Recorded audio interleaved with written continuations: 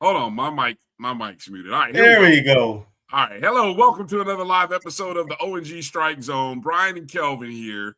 The internet is not wanting to be great tonight.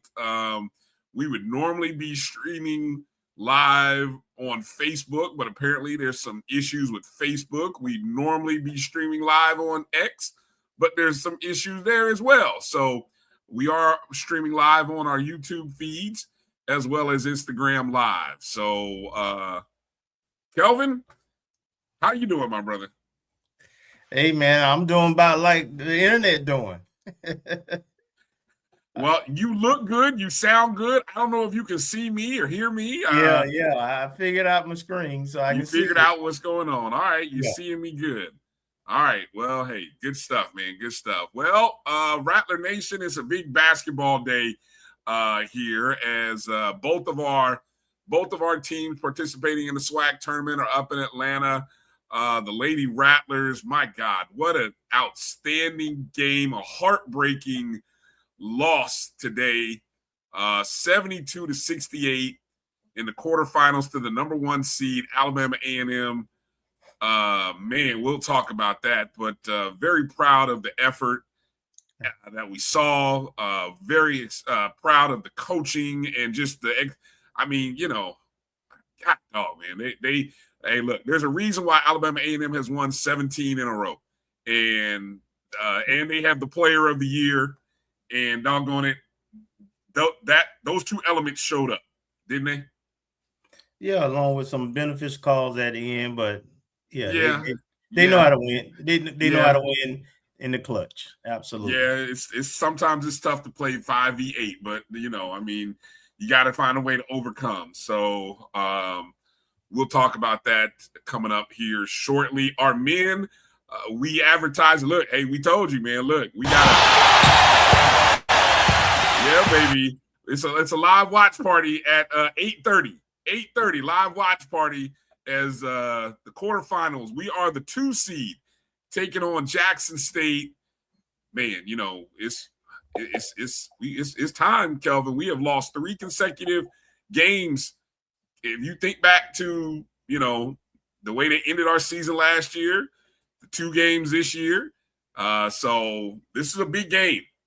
Big game today coming up at 8:30. We are the 2 seed and the highest seed left. The highest seed left, yeah. After the big upset today. Well, some people called it an upset. Some people kind of predicted it and saw it might happen. But Prairie View A&M as what was Prairie View, an 8 seed? Yes. The 8 seed knocks off the number 1 seed, Bethune-Cookman Wildcats, who were the regular season champs. And, I kind of felt like Prairie View was the dark horse or the team to kind of pay attention to just because of, how they were playing down the last 2-3 weeks of the season. I said, and that's what I was watching for. I was like, keep an eye on, I told you this last week, keep an eye on teams playing well the last 2 to 3 weeks of the season. Yep. We are one of those teams. Yep. Prairie View A&M is one of those teams. That's correct. They've won 6. They've won 6 out of the last 7. Yep.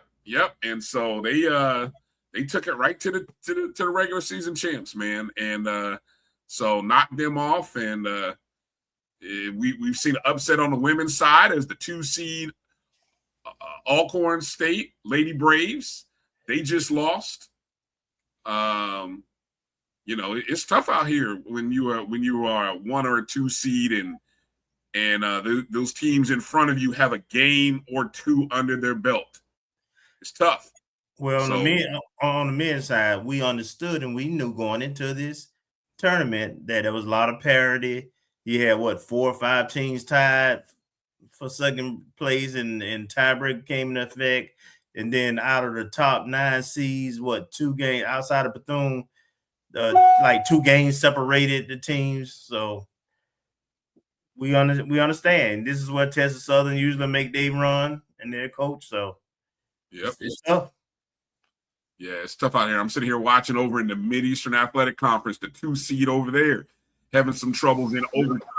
Morgan State having some troubles against the 7 seed. So I'm telling you, we got to come to play tonight. But we'll get into talking a little bit about that game in a minute.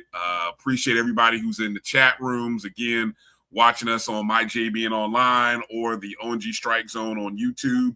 Hello to the folks who might be watching us on Instagram Live as well. Still, unfortunately, no Twitter right now, and Facebook's acting up. So, that sucks. But anyway, we also, Kelvin, I know this is going to be a heavy basketball show, but how about the Lady Rattlers, our softball team, traveled to Jackson in a rematch of the SWAC championship game from last season, and we took 2 out of 3 against Jackson State on the road. Softball and baseball thus far with the body of work comes down to similar to what our basketball teams, we always talk about it when we get to 70-80 points in basketball, men and women's side, we win.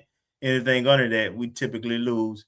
Well, with softball, when they scored over 4 or more runs, they win. When we only get 1, we lose. See, I didn't even know you had. I didn't even know you had broken it down like that. Look at you.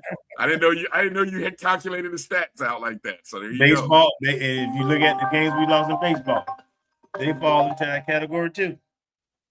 Yeah, baseball took 2 out of 3 this past weekend over Villanova University. Took the Friday and Saturday game, and then as you mentioned, we scored 4 runs on Friday, 6 on Saturday.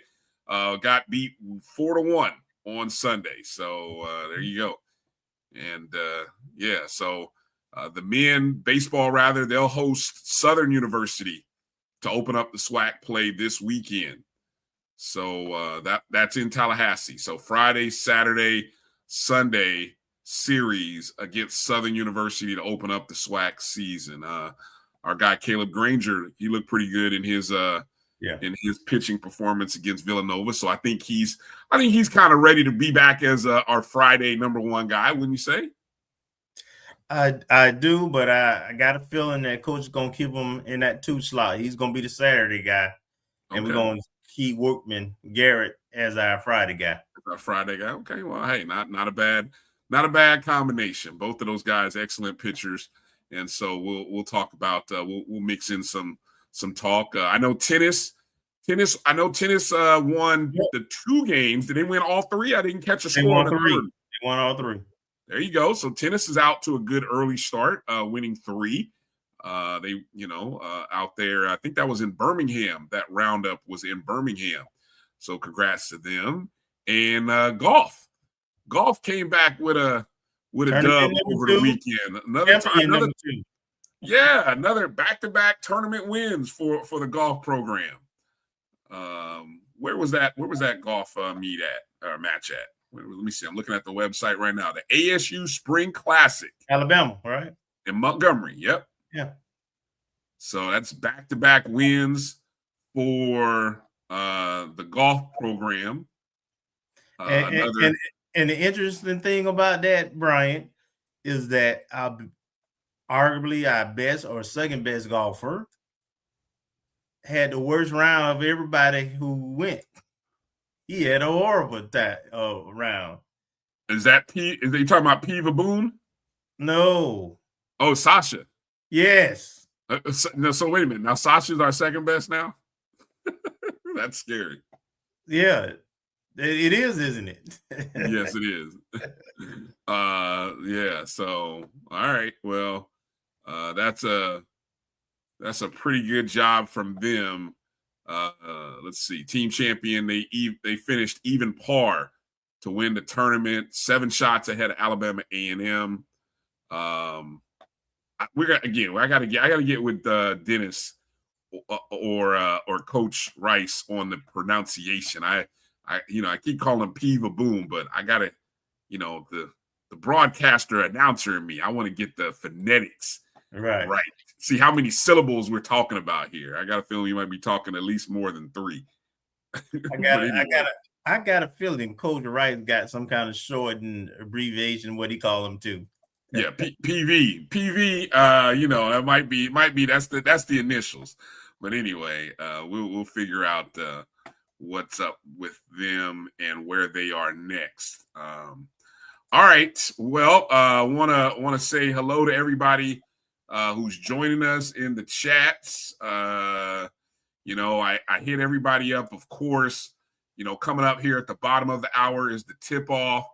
And we want you to put in the chat room, what's your score prediction for tonight? Go ahead and drop that in the chat feed. Let us know what your score prediction is for tonight's men's game, FAMU v Jackson State, coming up here at the bottom of the hour. And it looks like I'm going to take a loss on this Morgan State play. Good Jesus, man. Overtime, I tell you. Number 2 seed goes down. The Delaware State, a team that was like 2-10 in conference play. Good Lord. Anyway, miserable start to my night, but that's all right though. I got a feeling it's going to get better here as the night progresses. Kelvin, got a good feeling. All right. Let me see. Yeah, quick shout out to the folks who checked in early. Bull checked in. Good to see you, Bull. Ken and Alice. Ken checking in. Melissa Wilson. Dr. Wilson. Did you get it in, Daha? Did you get it in? I got it in. Okay, I didn't hear you. Say it one more time, just in case. There you go. Jimmy Mack checking in. Good to see you, Jimmy. Thanks for checking in. Marvin Allen in the house checking in. Mary 305. Mary, thank you for being a JBN subscriber. Come on over to my JBN Online. That's that's why we always want to encourage everybody to be a part of the YouTube feed there on my JBN. Marcus joining us, Middle Georgia. What up, Marcus? Thank you for being a JBN subscriber as well. Ashton Harris checking in. VM Matt gives us a score prediction, 68-65. I like that. Predicting some good defense and 80% or better at the free throw line wins today. I love it. Jimmy Mack drops a score prediction, 72-67. Good stuff, Jimmy. Lil Baby, good to see Lil Baby. Thanks for checking in. Let's see. Who's this? Lee. All right, Lee. Appreciate you coming in, checking in. Meredith, checking in as well. Thank you for being a JBN subscriber. Jeff Carroll. Oh, Jeff, it's going to be a lonely night for you tonight, Jeff, but that's all right. Welcome to the show. Thanks for coming in. Wilson, DQ Wilson, thanks for checking in. Sweet, good to see you, Sweet. Thanks for being a JBN subscriber. Troy checking in. Fat Mouth Sports checking in. Good to see you. Can't wait for this one tonight. Kev from Tally checking in. Nehemiah Jefferson, thank you for checking in. Let's see. Mary 305. I may have already said, if not, Mary, good to see you again. James Austin. Yeah.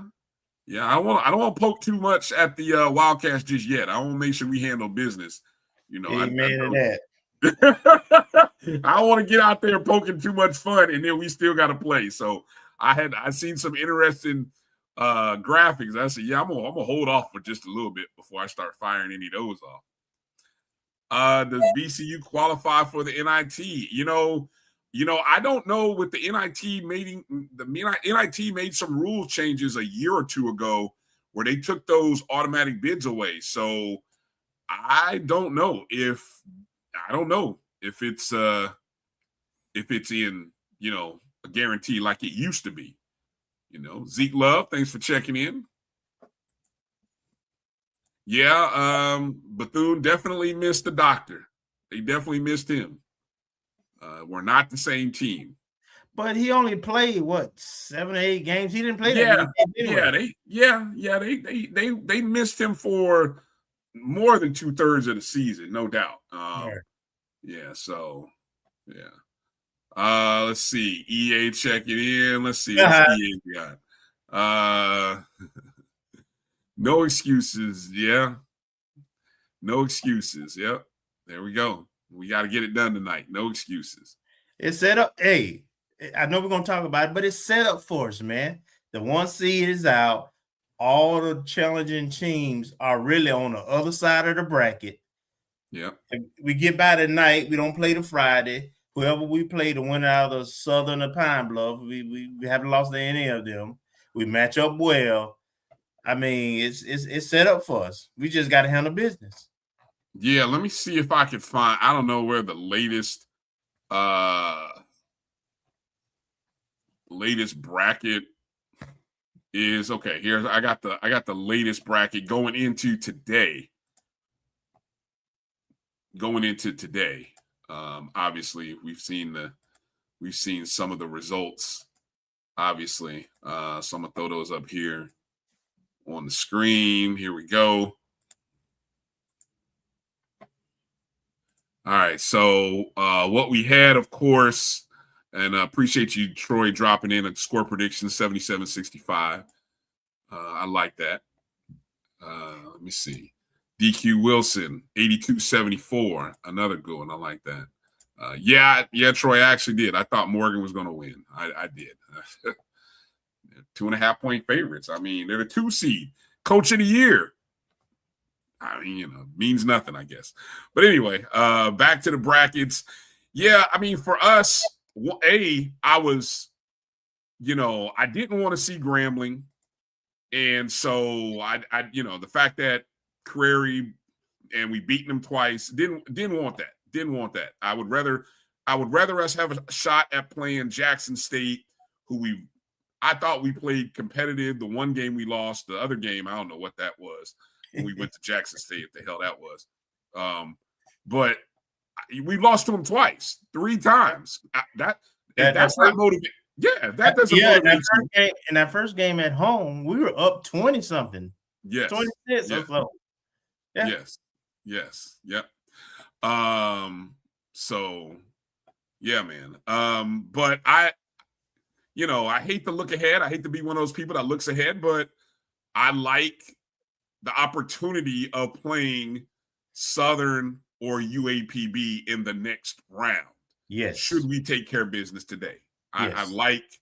I like that better than the other side, which if you look at the other side, Texas Southern and Alabama A&M. Yeah, 2 teams that, man, that is going to be a purview team, Alabama A&M team that we struggle with.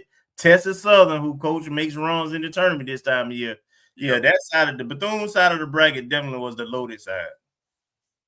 Yeah, it was not going to be easy for Bethune to win a title given that side of the bracket. And so, we just got to take care of business. But that's that. Let's talk about a little bit of this women's game, Kelvin, before we get into for the tip of the men's game. Of course, again, final score, the ladies lose 72-68. We opened up with an outstanding first quarter. Now, again, we had just finished playing. The good thing about our 8 seed spot is we just beat Bethune-Cookman, knocked Bethune out the night before, beat them 55-52. Of course, we won the rubber match. We probably, you can look at it and say we swept Bethune. We should have. We should have swept. We threw away the first game, literally threw away the first game. The second game, we beat them at home to end the season. Good win. And, this third game, it was a little choppy, but we won. I didn't doubt that we would win that game. We won 55-52. So we had a game under our belt. And the biggest thing that we're seeing in this tournament, this is what we have to guard against for us as men, is that opening quarter, opening half, where you're just getting your leg. Because we've rested now. How many days? Has it been since our last game? 6. Right. So most of these 1 and 2 seeds who are coming in, they've been off 5-6 days, which it goes against the entire schedule that you've been playing with over the course of the last 2-3 months. And the other team just finished playing. So what you're seeing is that early momentum. And we had that. We actually had it. You know, we were up 15-8 in the first quarter. And there was a point going with about maybe, I'm going to look for the play-by-play, but I think we were up by about 7 or 8 points in the second quarter. Bryan, and I don't know if the layoff was the reason for that though, because we played Alabama A&M about 5 games ago at home, and we did the same thing. The first quarter, we held them to 4 points, and we had 9. The first, nobody really did a whole lot of scoring. I think it was 9-4 after the first quarter, but the second quarter, we only put up 5, and they put up 25. Yeah. And I don't know, ESPN kind of changed their thing here. I was looking for it here in the quarter, but there was a late run by Alabama A&M that essentially tied the game up at 30. I mean, I think we were up 28-21. I think is what it was. So we're up 7 with about maybe 2 or 3 minutes remaining in the second quarter, and they closed on a 9-2 run, which tied the game up going into halftime. So, you know, at that point, you're kind of like, damn, you know, what did we let them get back in the ball game, right? Naturally. That's what top teams do. They find a way back in. Mm-hmm. The third quarter was the third quarter that I thought was really interesting for us, because we started off the third quarter, we got down by as much as 6 or 8 in the third quarter, in the first half of the third quarter, and chopped it all the way down to a 2-point ball game at the end of 3. You know, they scored 18, we scored 16. Again, I mean, just to chop it down to a 3-point ball game was, I thought, I mean, just spoke volumes to how locked in this team was, given some of the circumstances that, you know, we were playing against, right? And then the fourth quarter. And my God, Kelvin, the fourth quarter was just a mixed bag. It was an emotional fourth quarter for anybody who watched that game. If you had a vested interest, absolutely. Oh man, I tell you, I mean, but it was a battle, man. What I would say, Bryan, is I think our ladies represented FAMU excellently. I think we got about the best effort you could expect out of this team. They left it all out on the court. They had the opportunities. They made a lot of plays. They just needed to make 1 or 2 more. Maybe hit 1 or 2 free throws. But I love I have no complaints about how they played. It was a great game to watch too. Yeah, it definitely was. Was trying to see, pulling up some of the box score numbers. Maya Giles Jones led us in scoring, 17 points. And probably rebounds too. 9 rebounds. Yep, she led there in rebounds as well. 6 of them on the offensive end. And I thought the 2 biggest plays of the game were down 60-58. I don't know the exact time marker. And we hit a 3. We hit 2 3. I mean, for a team that is not a 3-point shooting team, right? We hit 2 on back-to-back possessions, hitting 2 3-pointers to take the lead by 1, then go up by 4, 64-40. Let me see if I can find the game cast, because, you know, ESPN likes to. Let me see. Where was that point? 64-40 with 3:04 to play. You know, all of a sudden, the ESPN probability. Huh? You mean 64-60, right? 64-60. Yes. What did I say? I'm sorry. You said 40. Okay. 64-60 with 3:04 to play in the fourth quarter, back-to-back possessions. All of a sudden, the win probability on ESPN, right, goes from about a 40% chance to a 70% chance of winning.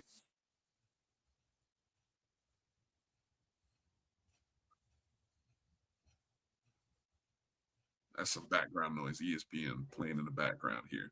All right, the game's about to. Okay, the game is tipped off now. In a second, I'm gonna put up the little the scoreboard thing here so we can follow along. The men's game has already tipped off. Those of you who are watching live with us. But yeah, we even to the point, Kelvin, where with 2:29 to play, we're up 4 points. And we just a couple of plays here and there by A&M cut it to 2. They eventually tied it at 66 with 1:45 to play. We missed comeback and missed a field goal by Robinson. They come down and make a bucket, a jump shot to take the 2-point lead. And really, we never closed it from there. But right.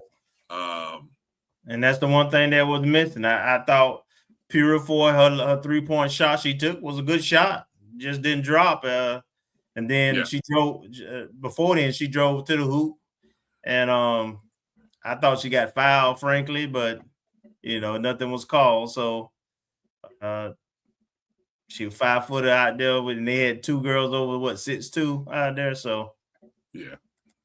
But man, I'm just telling you, I love everybody played their role. We had a couple of young ladies, a couple of our bigger young ladies, taller young ladies who came in and really gave us some great minutes. And man, every time Alabama A&M thought they had control of the game, the Rattlers was like, the Lady Rattlers like, no, bro, we here all night. Yeah, they're 2 bigs. Moses Davenport, she wasn't that much of a factor. I thought Breasia Robinson did a good job defending her. But she did get in a little bit of a foul trouble situation where she only scored 2 points in the ball game, 1 of 4 from the field. They called 2 fouls on her in the first quarter. Yep. And then she eventually fouled out, but it was just one of those days where she was dealing with foul trouble. Cornelia Ellington actually came in and played well. 10 points. She was 3 of 13 from the field, but I thought she was 2 of 7 from the arc. She hit a couple of big shots, big threes when she needed to. Shania McCarthy, 16 points, 5 of 12, 5 rebounds. Purifoy with 10 assists in the ball game. I mean, Purifoy, 9 points, 10 assists. She was only 2 of 12 from the field, but still, I thought a good game. Yeah, I mean, we took, you got Zayna Justice, who 12 minutes, 5 points, from a post. Who she's got good size, but she doesn't get a whole lot of time, but she did well. So, man. All right, looks like we're back on Facebook. So it looks like Facebook is streaming now. Let me see. All right, so coming in early here with the early scoreboard watch here, as I'll kind of let's see. I'll set it up like this and kind of see what we got here. So as we're watching live scores, of course, some of you may also be watching it live on TV with us. We'll kind of go from there. So a sluggish start for the guys, already down 5-0, and I again, Kelvin, this is that. I hate to say rust, but I can't think of another way. I can't think of another thing to call it. because we're seeing this across the board with a lot of teams who have had to buy. I don't. Not buying it. Not buying just again, I go back to, I think the best indicator is previous indicator. If you look at the last 4 games, which we all won, 3 of those games we were behind in the first quarter. That's just kind of how we are. Yeah. Now, one of the big storylines in this game going into the game is the absence of the SWAC Player of the Year, Deshaun Ruffin. He did not play in Jackson State's opening game against Grambling. Reports are he was in a boot. Don't know what the injury was or even if he'll be available at all. But he is not starting this game. Don't expect him to play in this contest. And interestingly enough, Kelvin, this is the second year in a row that the SWAC Player of the Year has missed the tournament, or at least the first game or two. Obviously, Sterling Young last year for us. Mm-hmm. Similar situation. In a boot, kind of caught people off guard.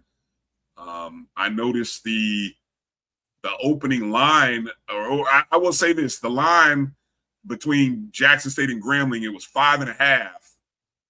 And then all of a sudden it jumped to 7.5, and not really knowing, being able to talk to the context that we've got with our Jackson State people to kind of say, hey, what's going on here? And then all of a sudden you come to find out, yeah, Ruffin's not playing. So there you go. Today's game opened with FAMU as a 6.5-point favorite over Jackson State. And right now, just looking at the Rattlers looking to be a little bit out of sync as Jackson just hits a 3 to go up 12-4. Looks like starting lineup for us. Ooh, that's a bad shot. There we go. Starting lineup for us kind of appears to be Shirley, Washington, Indama, Octave, and Sanders. I wonder, does that show up on the left side of the screen there? It does. You can see our starters right there on the left side. So those of you who are watching. So Octave, Shirley to the basket. Oh, we got to finish that. He's going to get the foul called. I think we may be coming up on the first TV timeout here, 14:50 to play, 12-6 FAMU. So I think right now, I don't know about you, Kelvin, I feel like this is Jackson State playing on some juice right now. You're going exactly where I was going to go. I wonder what their energy level will be come the fourth quarter. Remember, you can mark that comment down. Yeah. Be interesting to see what they do here in the last few minutes, the last 10 minutes of this game. But if we stay on pace, it'll be good for us. Back to let's jump back over to the women's talk for a minute, Kelvin. The season ends 9-22, 7-11 in SWAC play. We finally got our first win in conference tournament play with the win against Jackson State.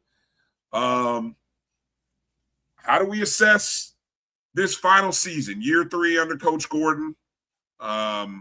We well documented coaches on a 3-year deal. But how do you assess this season? And I don't know if we want to, have that short conversation. But what are your thoughts just after today's game and what you saw? Well, in terms of what we did in the tournament, I was pleased. Of course, I'm not much of I said it in the private chat with the Avengers. I'm not much of a moral victory kind of guy, but I was proud how the ladies competed during the tournament. At the end of the day, 9-22, that's not a good record. So a decision has to be made.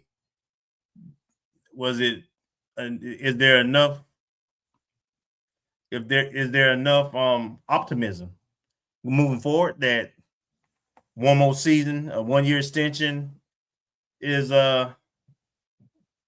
warranted. You know, you got a new AD, not sure how they process things, and so I have no idea what the decision is going to be. For me, just the day though, for the day for the tournament, I'm all positive for the season. 9-22. That ain't the standard. No, well, but for our women's basketball program, what is the standard? I mean, if we think back to the last 15 years, what have we really accomplished over the last 15 years? I'm gonna say 15 now. Liv played within 15 years, and that team she was on won 20. One of them won 20 games. So okay, so so then that we're talking last 10 years. You know, you can say the same thing about men's basketball, but we second seed in year one. You know.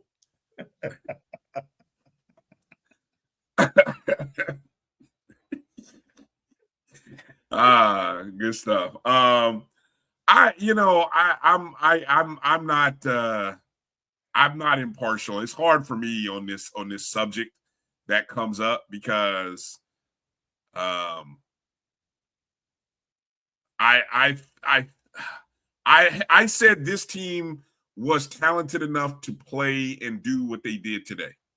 They were capable of beating the best team out of A&M, because I thought when I looked at our 6 to 7 players, we had talent that was as good as anybody in the league, right? And I'd say that. Now, why we didn't see that consistency all year, there could be any number of reasons, okay? And that's the part that you have to balance and say, why couldn't we have performed better? But at the end of the day, I think when you're in a one-bid league like this, Kelvin, don't you have to at some point have to ask the question, what is our expectation? Is it to finish 500? Is it to be an exciting brand of basketball? Is it to win regular season titles? Is it to get to the semifinals or even get to the championship win? I think, what is your expectation for FAMU women's basketball? So you're asking me. I am asking you, and anybody in the chat, you guys tell me what's your expectation for FAMU women's basketball? Here's my answer. Volleyball is champions. Women's track is champions. Softball are champions. Tennis are champions. So what is my expectation? Champions, period.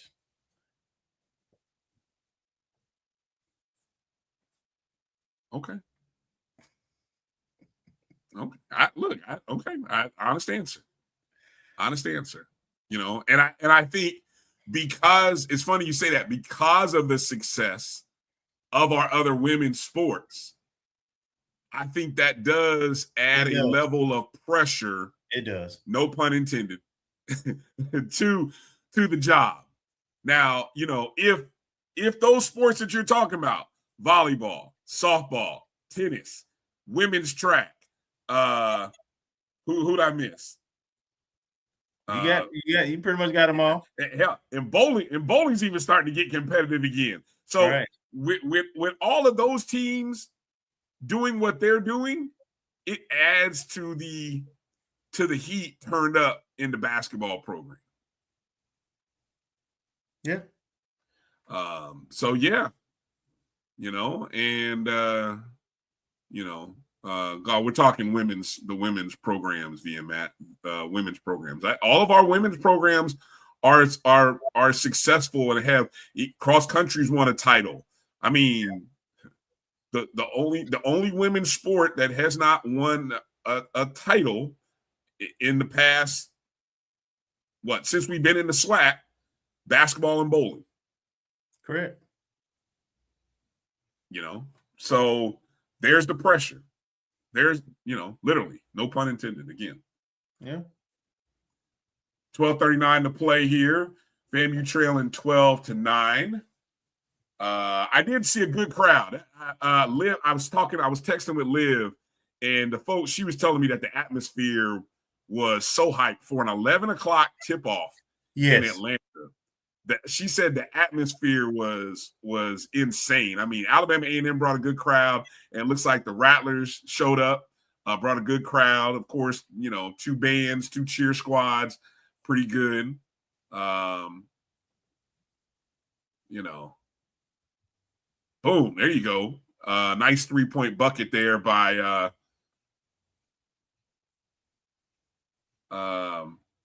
Jordan Chapman. There's a steal by come on. Baker, thank you. And Chapman scored that bucket when we passed the ball well. I wish I could show you the highlights of it, because when we move the ball with that kind of rotation, that's when we look our best. And you could see it. The ball moved from the right corner, skip past to the other corner, then to the wing, then over to Chapman on the opposite wing, and then boom. I mean, the 4 to 5 passes. When we move the ball like that, that's when this team is locked in. All right, we're in a commercial break right now with the team. So that's the one thing I do really value about our men's team, is that they know who they are. They play a certain way or certain style, and you're going to get that every game. What you don't know if you're going to get every game is the 3-point shooting. But everything else you're going to get. Yeah. Yeah, definitely. All right, let's do this. While the men are in a break, let's take a short little commercial break. Come back with more. We want to hear from you guys. Let us know your thoughts on what's your thoughts on the women's season.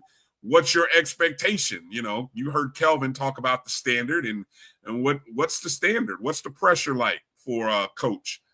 You let us know in the chat room your expectation and thoughts.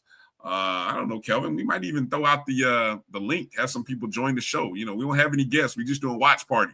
So if maybe we throw the link out there, and if anybody wants to come join the show and talk with us, it's wide open to do so. So let us take a break, come back. While we're in a break, what's the score right now? The score right now is tied up at 12. Tied up at 12. And I think we're going to be at the line out of the break. There you go. Baker's at the line probably, right? Yep.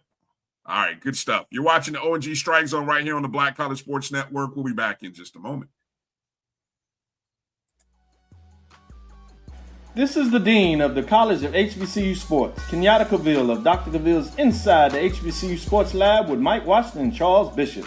Come mix it up in the lab where the course lecture is in session every Tuesday from 6 o'clock p.m. Central Standard Time on Facebook Live, YouTube, Spreaker, or the BCSN app, as we discuss all things about the HBCU sports culture, including exploring the week that was in the sporting HBCU diaspora, as well as the upcoming week of HBCU sports.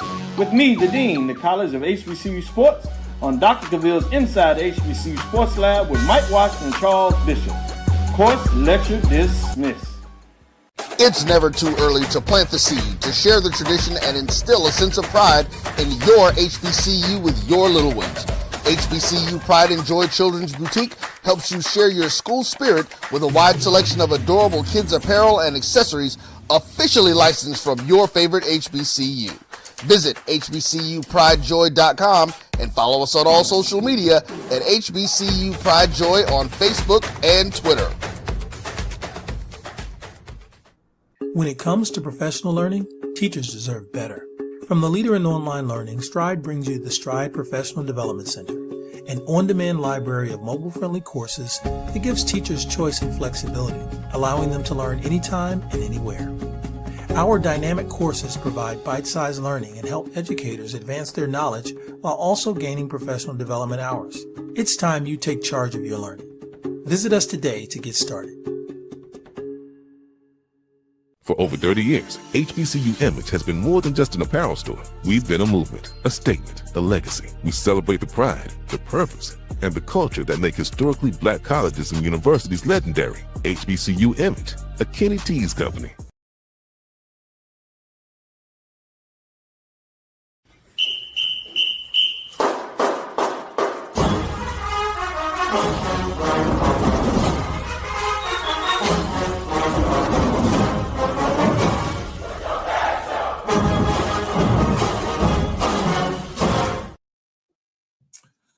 All right. Welcome back to the O&G StrikeZone live watch party here as we're watching the SWAC men's basketball quarterfinal matchup, last game of the night in Atlanta. FAMU now leading 14-12. I think we were down at one point 12-4. Was it 12-4 or 12-6? Yes. Yeah. Looks like JSU just hit a bucket, a three-pointer.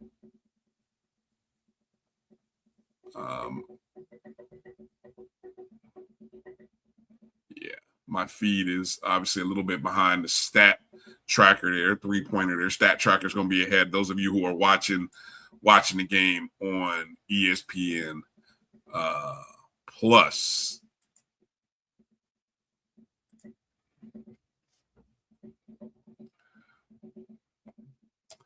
Let me see. Via Matt with a question here. There was a discussion about the seeding and bye situation. Should the 1 and 2 seeds receive true double byes to the semifinals? What's your thoughts on that, Kay? Yeah, I do not like the 1 and 2 seeds having to play on Wednesday, while the 3 seeds play on Thursday. Now, I do understand that if they win on Wednesday, they get a day off and they'll have to play the Friday, whereas the 3 seeds don't play the Thursday, but if they win, they got to play Friday.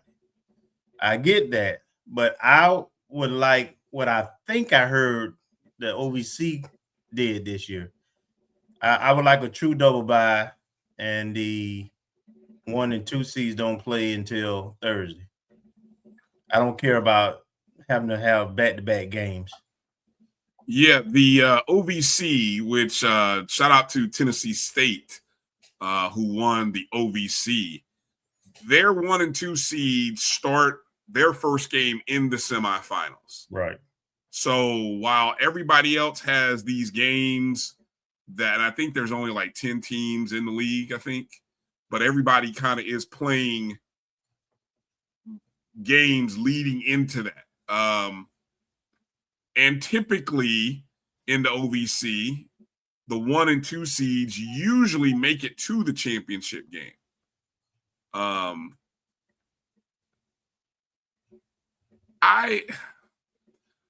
just think, it's a tough dilemma here, because I think you have this thing of rest versus momentum, right? Now, it's worked out this way in the SWAC, where it's kind of running chalk right now, where the teams who played the very first day on that Monday are all gone.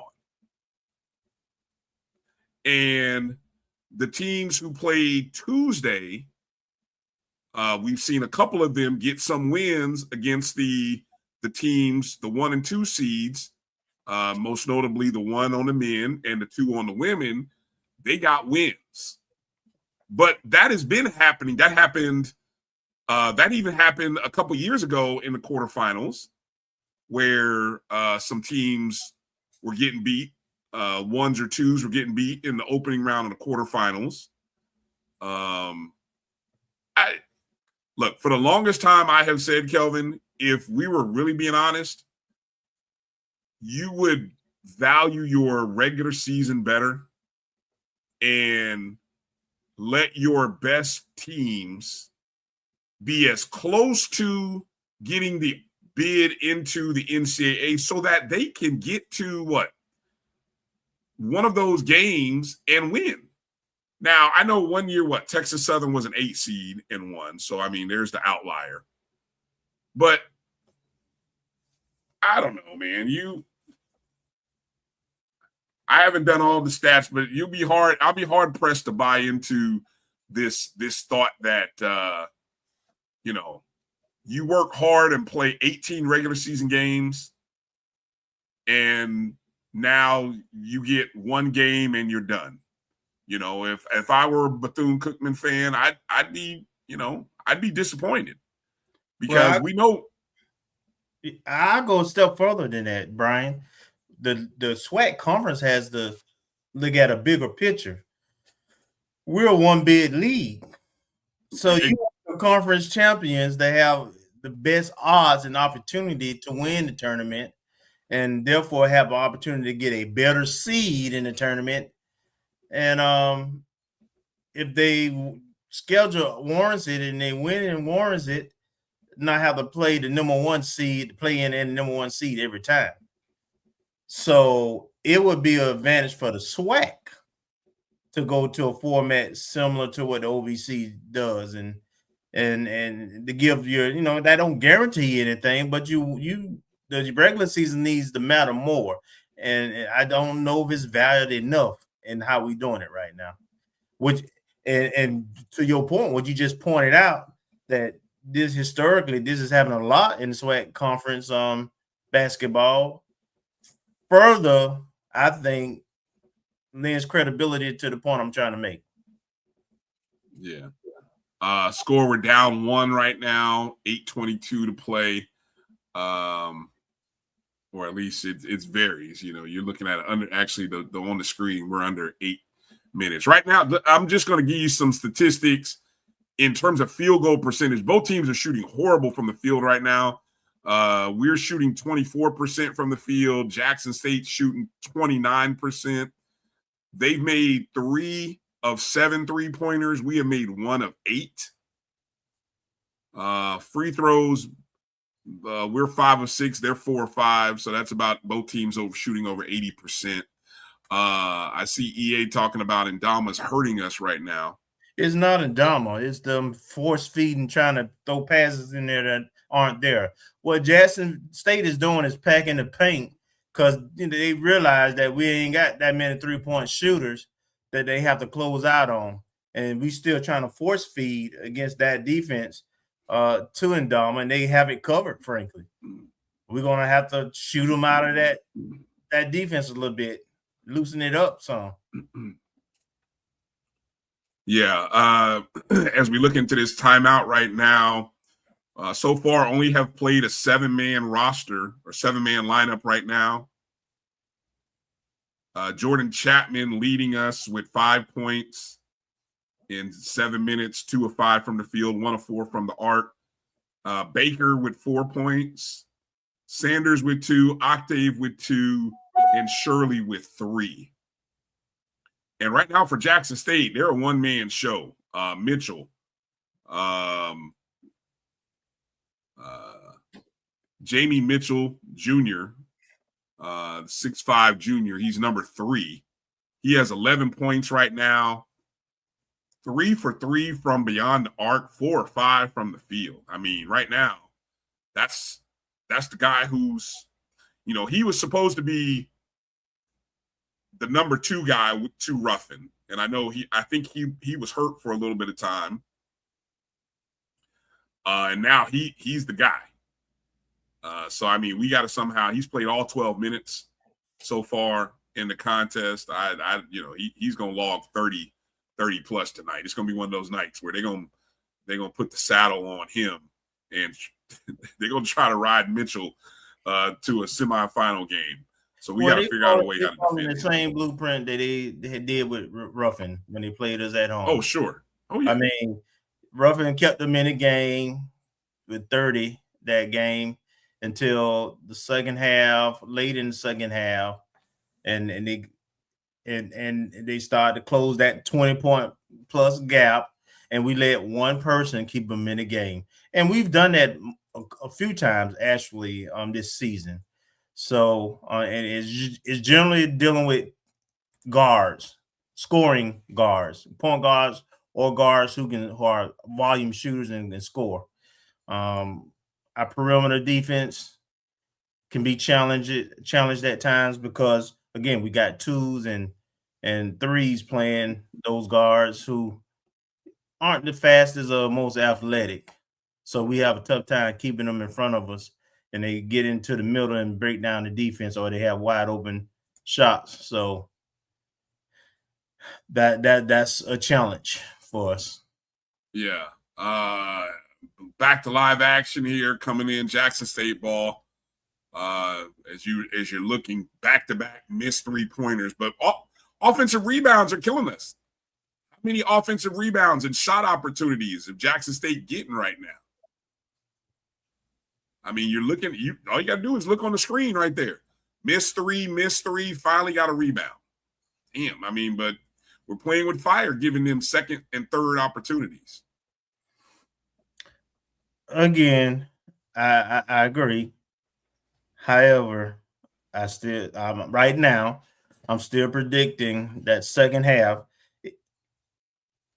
Are they going to have the legs, the energy? Yeah.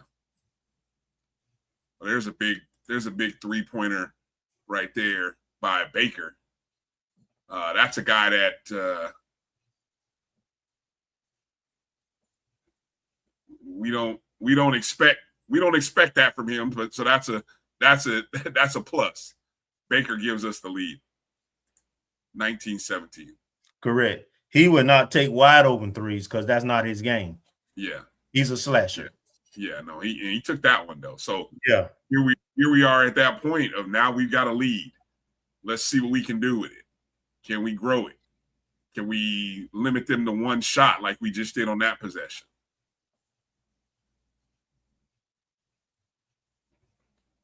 Yeah, Jackson State's they're gonna shoot themselves out of this game if they stay, which is good for us. I mean, we had 19 points again. 19 points. That's a foul. How is that not a foul? Washington on a drive to the basket gets knocked off his path, and somehow that's not a foul. Good God. Remember, we have to get to 70 though. Plus. Is that's where you think we need to be? Even in this game, we got to get to 70. That's our sweet spot. That's what I trust. Well, I'll tell you what, boy, there better be an offensive explosion because, well, I don't know. It's still 5 minutes left. Timeout called right now by Jackson State. It looks like 5 minutes. EA is not an endowment fan.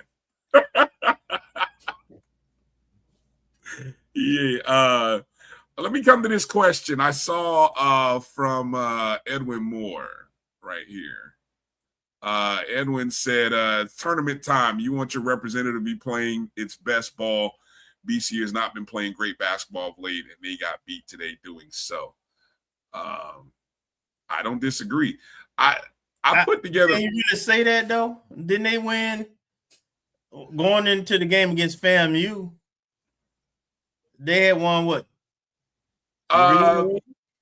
Yeah, they had won 3 in a row, but if you go back and look at the last 6, though, it's hard to win. It's hard to win, man. This way, there's parity. They were never that much better than the conference. They just knew who they were earlier than everybody else. 14-4. They only lost. They had 4 losses. They lost. Remember, they lost to FAMU. Then they lost those 2 games back to back at Alcorn and at Jackson State. And the only other loss was a home game at Southern. They had a lot of close games that they won, though. Hell, the first FAMU game, the one that down there, they should have lost too. But I'm just saying, they weren't talent-wise much better than anybody else in the conference. The only difference was, I will say, is that they had their identity faster than everybody else. They knew who they were and who their playmakers were, while everybody else was still figuring it out to the middle of the season. What's Troy saying? What? The NCAA dethroned the Beach Cats. See Doctors TRO, huh? He talking about with them saying Doctor was ineligible. They didn't clear him. That's why he didn't play early. Well, oh yeah. Well, but they still were. Well, okay, yeah. But they still managed to do what they did, even with, like you said, how many games did he play this year? 6 or 7? Right. Yeah.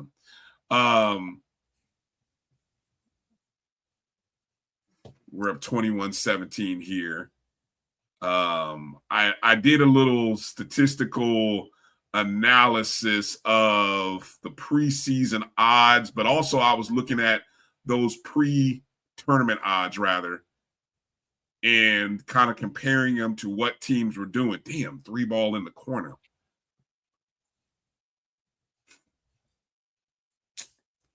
Right now, they hitting those threes. What are they in total right now? I think that's the 4th or 5th one they've hit. I mean, that's what they do. They shoot threes. I don't understand our defense.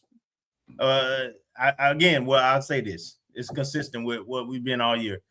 Our perimeter defense is our weakness. Pulled up another one. Mitchell again. Mitchell again pulls up. And meantime, we are turning the ball over at a high rate right now because we're still trying to force feed the post. They did what AEA said. They got Dama out and they put our forward, and we just scored on that play. But we also turned it over the play before because we force feeding the inside. They are sagging the defense. They waiting for us to throw it in there, and they sagging the defense to that. We're gonna have to shoot them out of that, or they're gonna be in the game all night.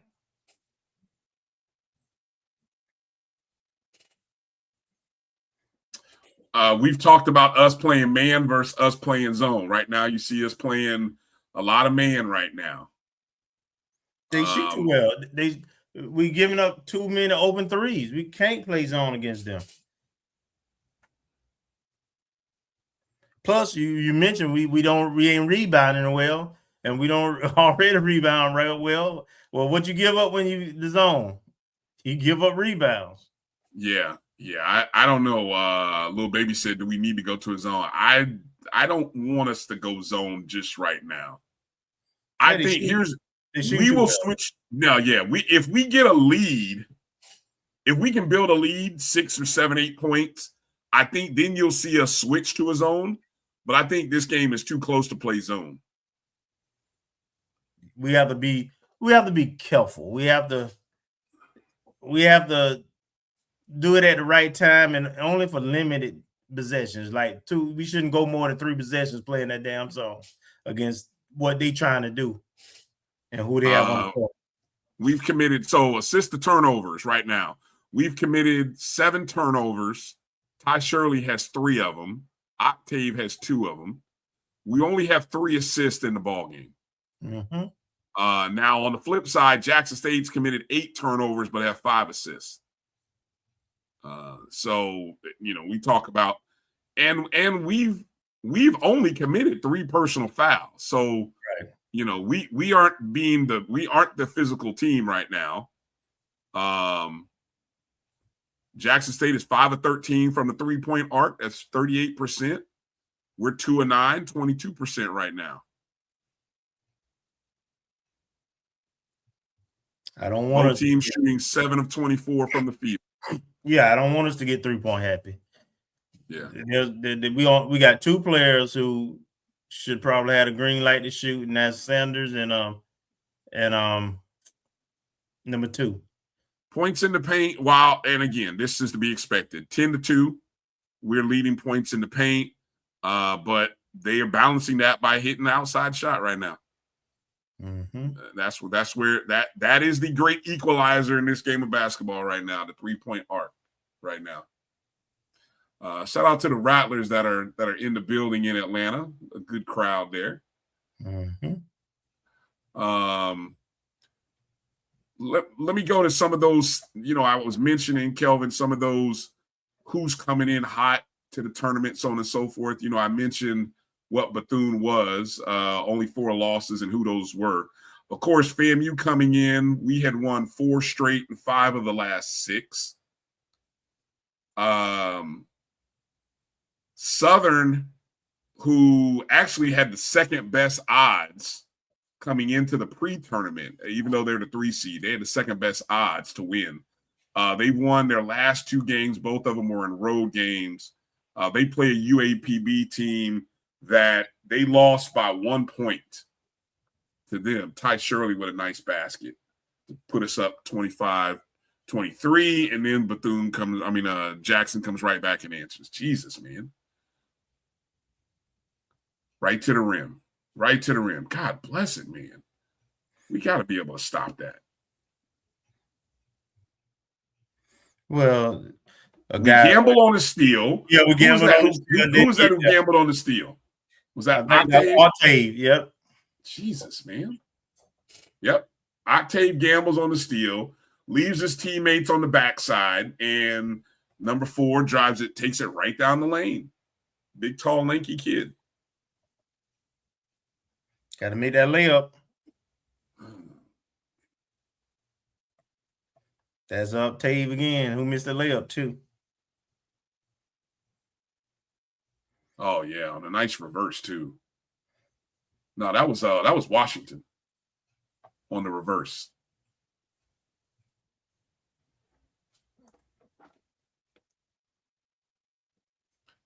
Down by 1 here, coming up on just under 3 minutes. If you're following it, if you're watching it, that's our shot. Boom. You must be well ahead. Look at Baker with the 3. In the corner. Good ball movement. Round the horn. Boom. There it is. From right wing, 1, 2, 4 passes, finds its way to Baker in the corner, and he hits his second 3 of the game. We're up 2. All right. We done went to the zone. Yep. I told you, once we get to a little lead here, sadly, we just, give up a 2-point basket there. They're quicker and more athletic. I don't know. Yeah. If we don't, this our 3rd time playing them, and we ain't slowed them down yet. They done put up 80 every time. They shouldn't be. They are. All right. They are what the season said they are.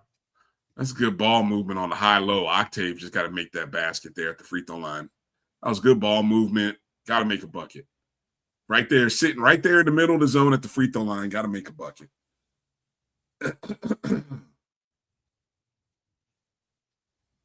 Yeah, exactly. This is without Ruffin. Ruffin was Deshaun Ruffin, the SWAC player of the year, is not in the ball game. Will not be playing this game.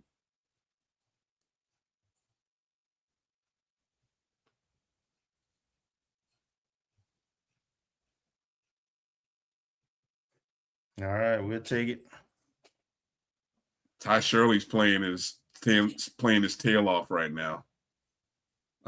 Baker is leading us with 12 points, but Ty is right behind him with 9.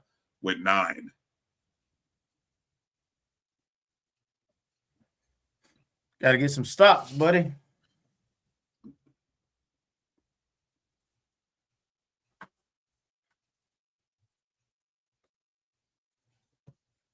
Yeah, for a team that's made up of wings, that's what this Jackson State team just made up of wings.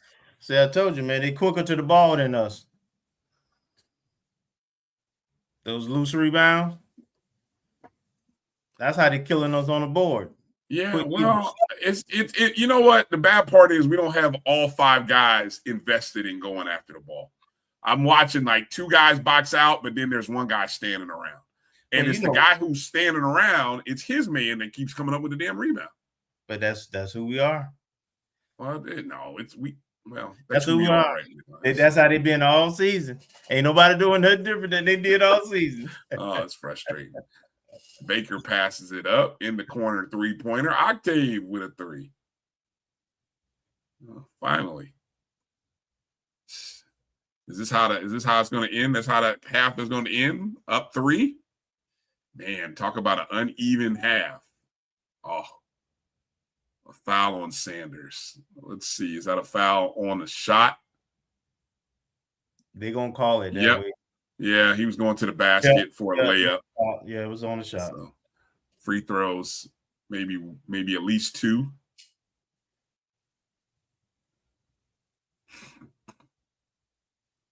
Oh, well, he got him in the head. So I don't know. This will be interesting because he actually hit him in the head. If they go to the review, I hope they don't change that to a flagrant one. Are they going to review it? Don't look like it. No. All right. Good deal. Well, he missed the first free throw, so.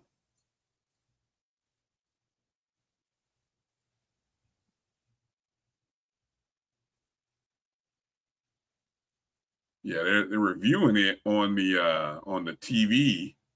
Oh man, that should have been oof. Well, we got away with one. That's all I'm gonna say.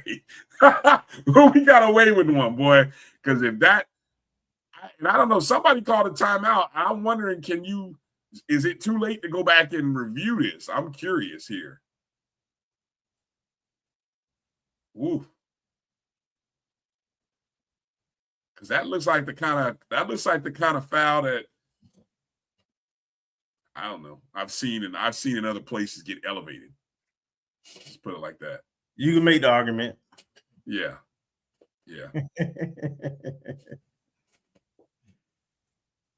Being bad. Well, ball don't lie. There you go. Ball don't lie.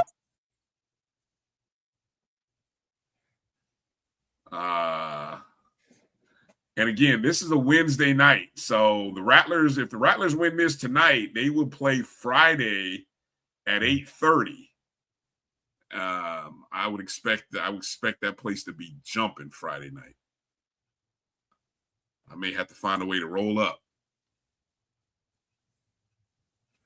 Assuming some things come my way. All right, so they do hit one, the second of two. Oh Lord. Oh man. You gotta be flipping kidding me. Yeah. You have got to be kidding me. On an inbound, why? Jesus. Why? Because we don't have good passers. Just attention to detail. That was a horrible decision to try to go a quick strike inbound play by Shirley, who's the inbounder. It gets deflected, ends up in the hand of a Jackson State player at the top of the key, wide open, nails it, and Jackson State goes up by 1.5. That's flipping ridiculous, man. God bless it. Bryan, it seemed like you ain't watched as much this year. I try to treat every game like it's a new game. You can't live and die by every possession with this team. Because they're gonna be up and down. They're gonna be good and bad. That's how they play. And then somewhere along the line, typically they get on that roll where they got more good and bad to create separation.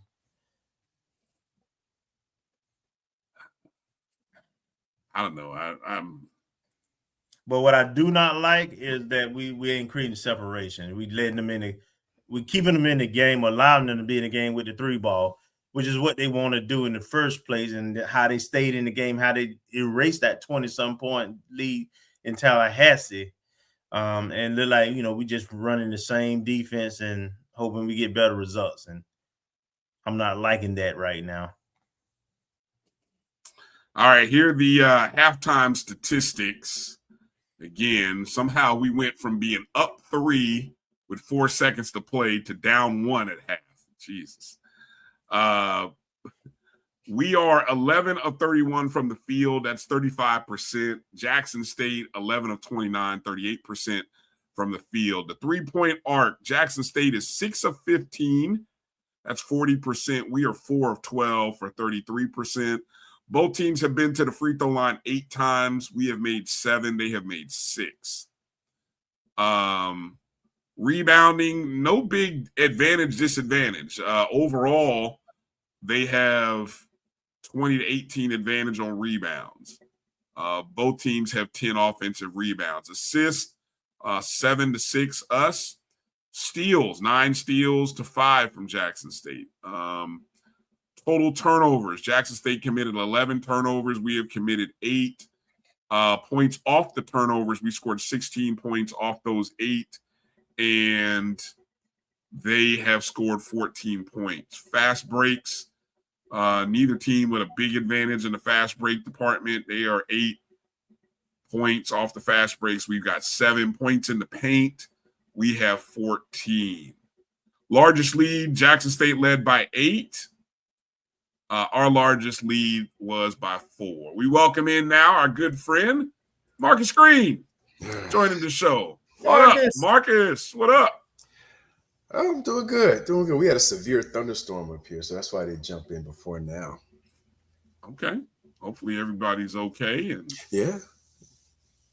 Everybody's good. I was watching the game. You know, it didn't jump in, but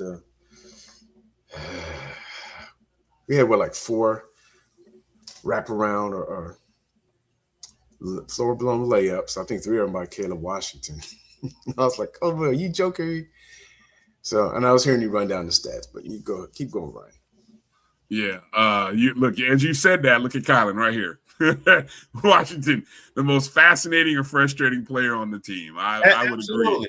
He's the one guy on our team that can get any shot he want, anytime he want. He's 6'8" long. He can shoot. He can actually shoot the 3.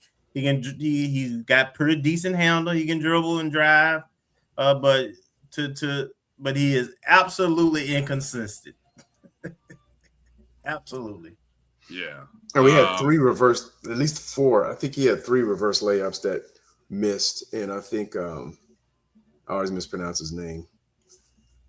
Indoma. Yeah, he had one. So I was like, oh, are you joking me?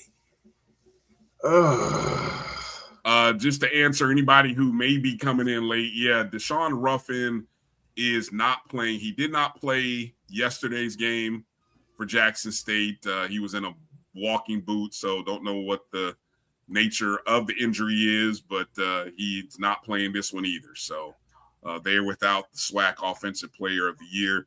Very similar to how we were a year ago. You know, think about it, a year ago, we were without the SWAC Player of the Year. And then, we won the first game, though, and then lost to Jackson State in the next game. I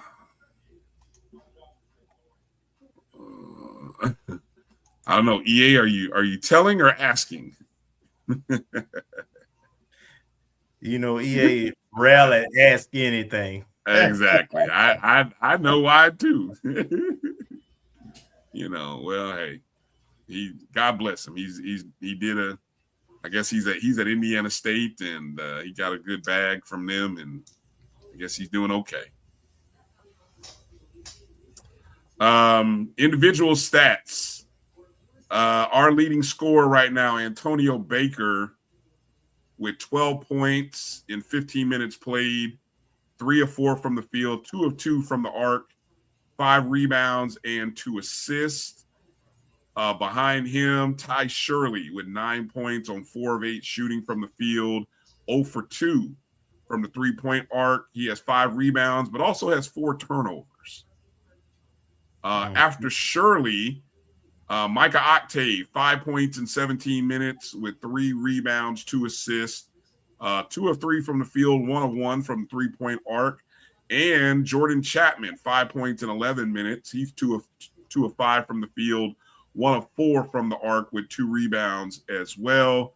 And then the only other scorer is Jaquan Sanders with 2 points in 16 minutes. He is 0 for 5 from the field, including 0 for 5 from the 3-point arc. That's the guy who his stat line has to get better in the second half. Well, especially since Washington also has 0 points.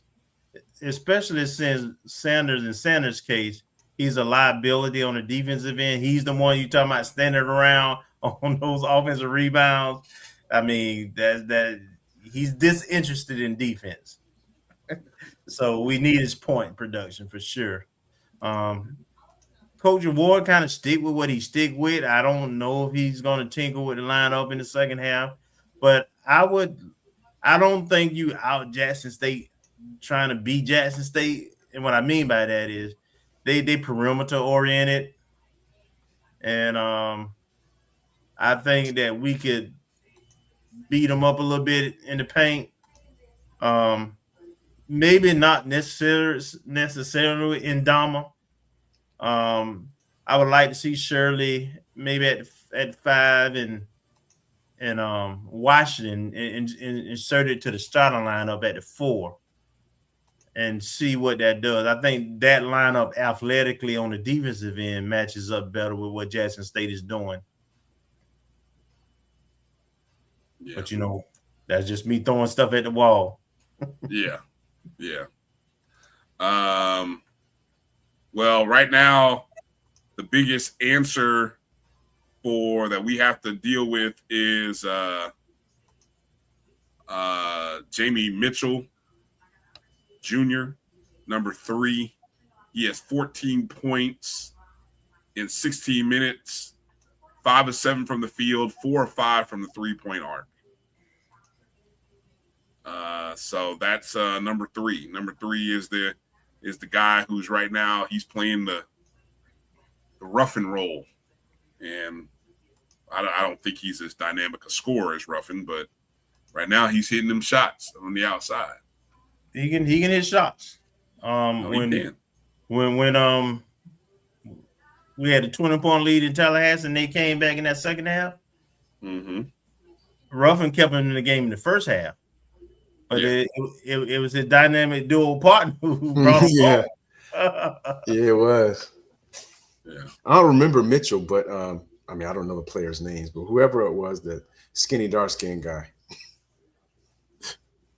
They got a few of those. They got like 2. They got 2 or 3. Well, the one that was hitting threes, the one that probably not Mitchell, not Mitchell, the other one. Hold on, the one they said McMillan. Is it McMillan? You said this is from which game, Kelvin? Is this the home game? Yeah, the first home game that we were up big. In the second half, Dashawn Ruffin, he had like 20-something at half. He only finished with 30. It was the other guy who shot all them daggone threes and got him back in the game. I think it was McMillan. And he's the one that's keeping him in now. He was hitting a couple threes tonight between him and Mitchell. Let me see. January 26th at home, loses 66-65. Yeah, it was Mitchell. He had 20. Yep. He was 4 or 7 from the 3-point arc, and Ruffin had 30. So yep. 50 of their 66 points came from those two. 2 players. Yep. That's a game. So the question is, are we going to let Mitchell score 30? And if Mitchell scores 30, there's got to be somebody else on this team who's going to score for them. And McMillan, it's that McMillan guy. McMillan, number 1. Well, right now he's putting them up. He's 1 of 6 from the 3-point arc, so he's putting them up. He's just not making them. He made that one in the corner, but that's about it right now. Yeah. Marcus, want to get your thoughts on the women's game from earlier. Your thoughts. We were talking about that earlier in the show while it's halftime of the men's game. I thought give you a chance to they played. They played well. I think free throws, we were a little bit under the team average, and I don't know if the team average. I think it was 71 or 72%, which would have been 17 free throws instead of 15. That did us in. There were a couple calls, but overall, I think the ladies played well. Because of course, coming against the number 1 team, you think a 1 versus 8 isn't going to be really that close, and it was nip and tuck pretty much the whole game. And you knew they were going to come back in the first half. And I think, if I recall correctly, we were tied at half. Yes. Yeah. And so, you knew that the lead we had early was going to dissipate just based on the quality of the team that we're playing. But overall, the ladies acquitted themselves well. A couple plays here or there, a couple calls here and there. There could have been a different result. And I think when I looked at the stats, and I don't know if they updated it, but I think we only had 10 turnovers. Yeah. Okay. And so it was a clean, remarkably clean game. And actually, a couple of turnovers made the difference, because I think either we were tied or down 2. And I think,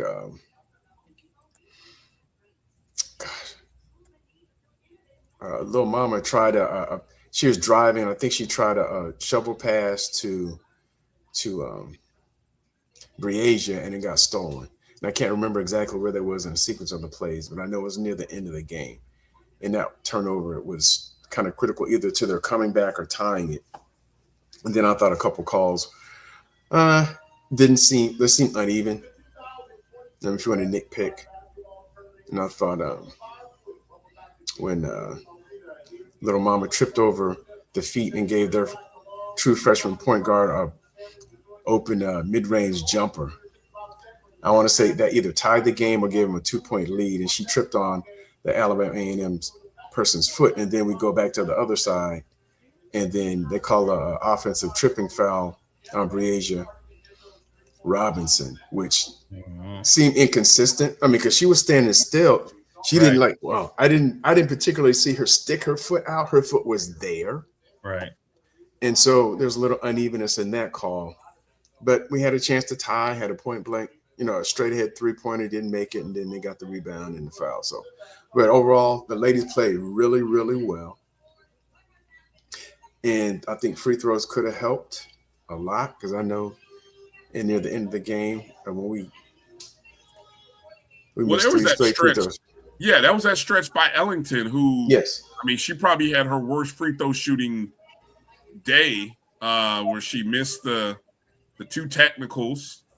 And before that, she had, I think, made 1 of 2 free throws. And that technical. And the crazy part about that, the technicals came after the 4-point play, because that hurt. It was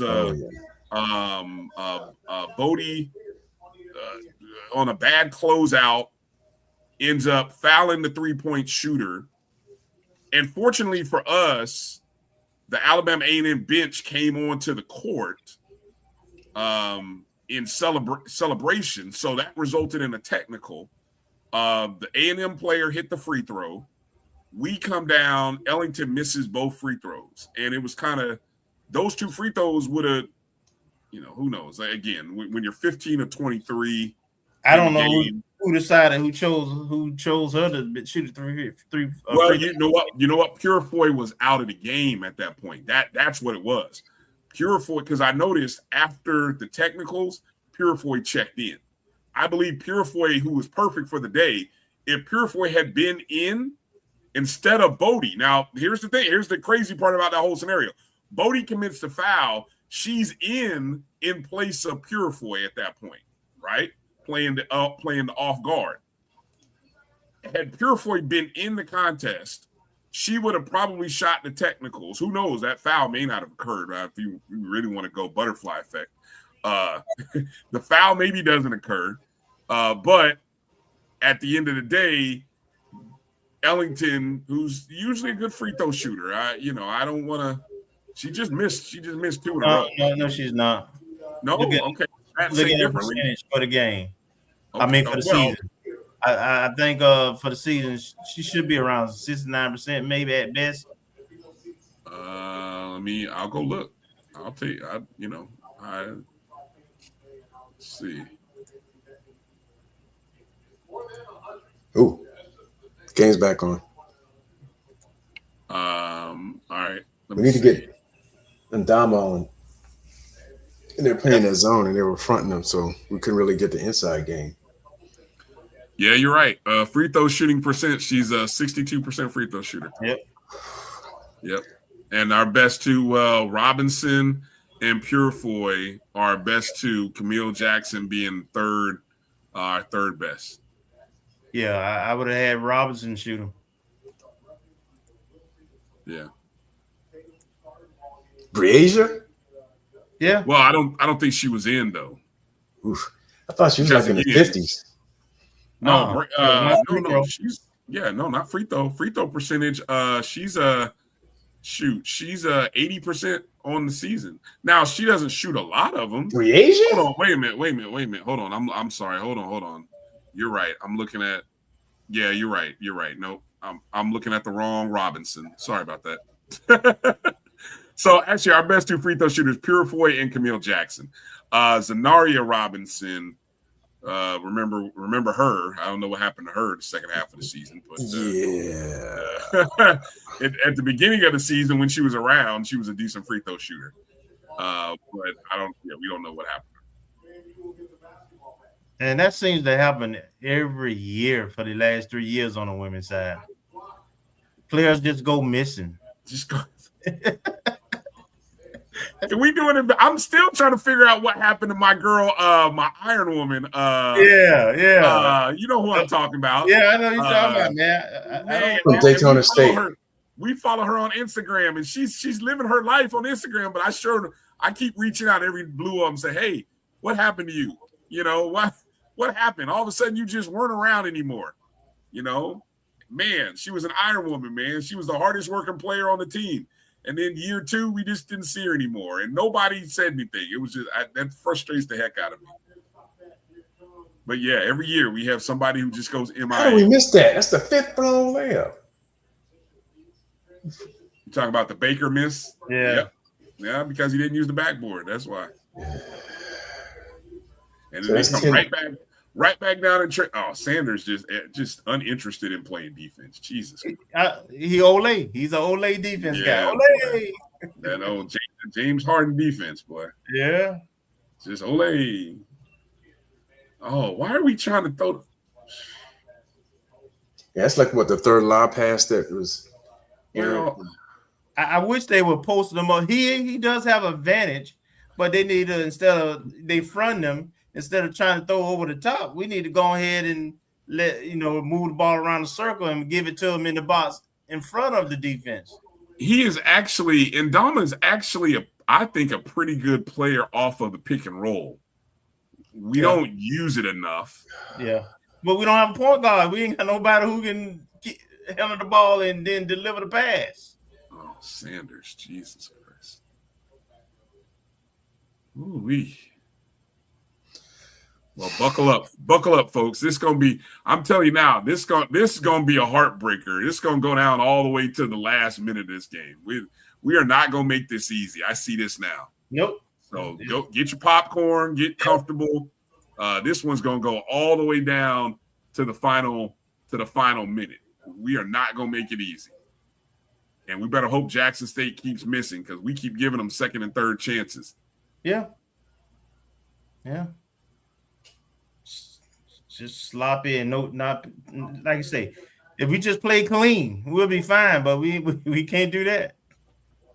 You know, at some point, we can't use the excuse of, "Oh, we haven't played a game in 6 days." That I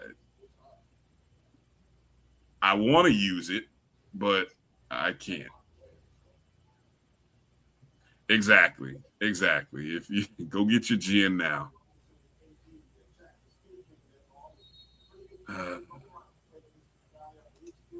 Can I ask the $1 million question? This is off the subject here as we're looking at these wonderful orange uniforms we have. Does anybody know what and I've seen this posted on social media. Anybody know what happened to our LeBron James jerseys? So I'm gonna tell a story. Story time with Kelvin. There's different tiers when it comes to Nike and certain gear, and then also LeBron line is special line. If you're gonna order new uniforms, you have to put that order in well in advance of the season in order for it to get into production and get to you. So perhaps there were some the original the LeBron jerseys from last year, certain colors maybe didn't get sent back to the factory, and didn't look the way it needed to look because it didn't get back to the factory. So some emergency basic uniforms that they had in stock may have been ordered and delivered in the time for us to be able to play. Okay. Well, thank you. Wonderful story.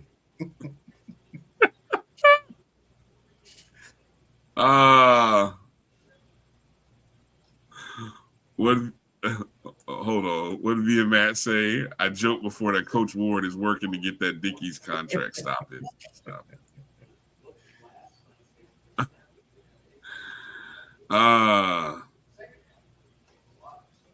We in that danger zone, Bryan, right now. Yep. Yeah. We're not playing like we trending like 65 points is what we trending at right now. That's 65 and below, we lose. We need to get hot. Well, we're capable of doing that. We've seen us do that. Yeah. But we're not gonna win this game on defense. We're gonna win this game.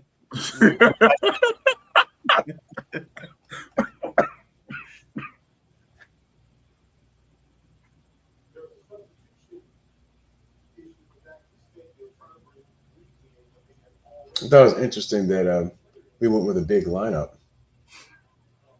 to start. We did, or they did? We did to start the game.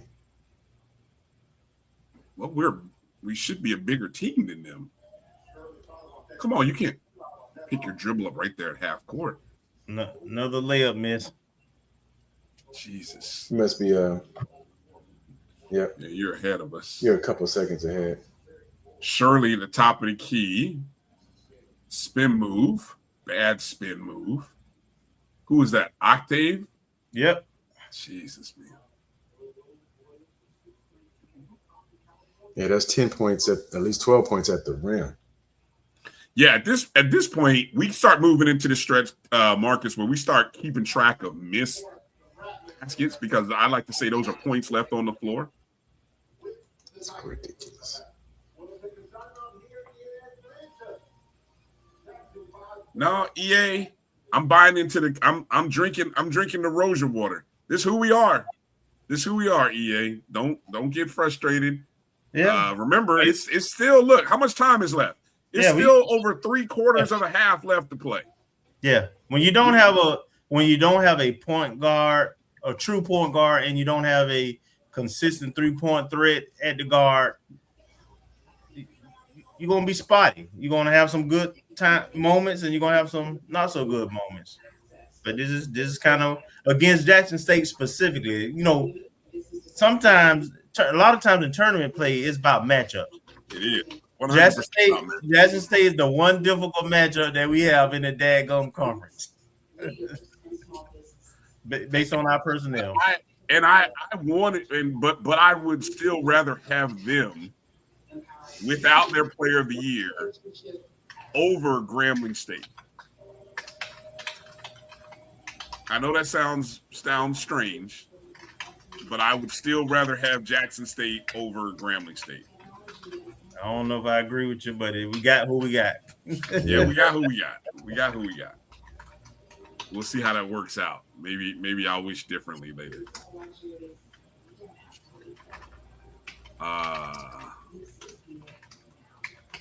Yeah, we can't get out rebounded. Oh, we are getting out rebounded. Let me go to the team stats right now.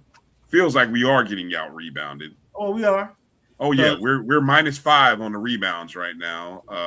Being out rebounded 15-10 on the defensive rebounds.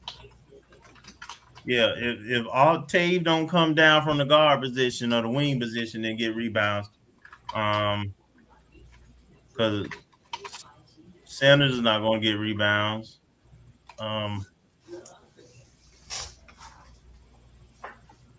Yeah, I don't think we're going to see the Aussie in this game via Matt. I don't think we're going to see Tuscan.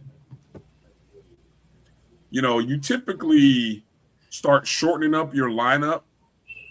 And right now, you notice he's only played 7 guys. And if you think about it, who haven't you seen that you would want to see?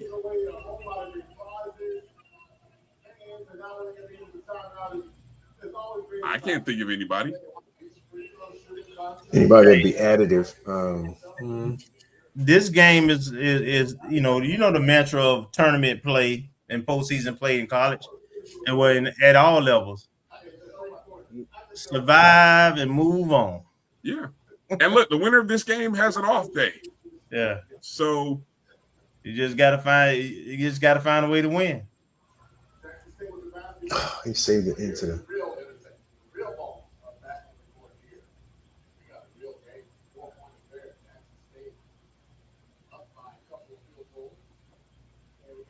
that's what you say, Marcus. I saw what you said. We only us. We saved the ball and we end up giving it right back to them in their possession.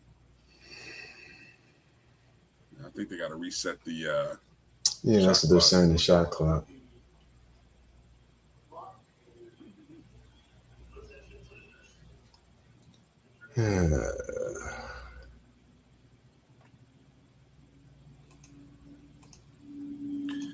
Chapman has only played 12 minutes. I don't know. I mean, Chapman doesn't give you much defensively either. Not normally. But right. at this point, you might need some offense. All right. Oh, they're gonna say a foul. Oh man, come on. Foul called defending. Well, Chapman's in the game now, and look who gets called for a foul defending the pick and roll.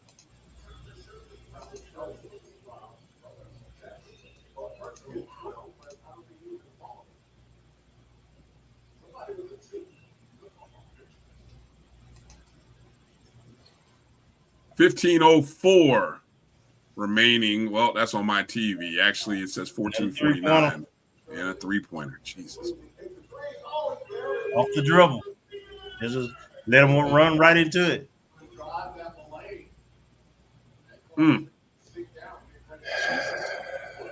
Another missed layup.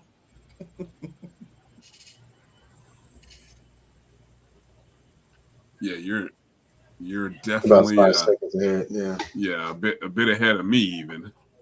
Sanders right down the lane. No foul called as there was contact. You gotta make some shots, man. I feel like at some point that's one of those drives into the lane where we got to be able to be athletic enough to go in and punch that in. Yep. You got to be able to punch that in with a dunk. Trying to lay it up, soft.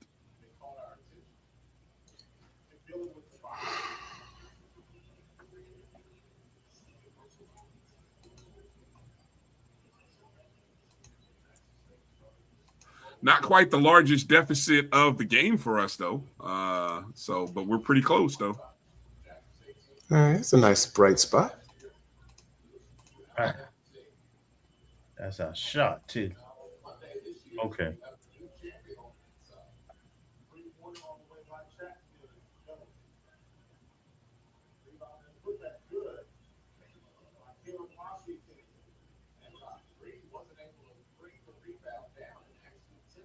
Okay. Washington wants to go out and be a rebounder today. We'll take it. Yeah. He plays both ends. Well, mess around tonight might be his only opportunity. Yeah, I'm on. Obviously on the screen, I'm streaming off the website, the game cast, and then I'm watching on the ESPN app. Man.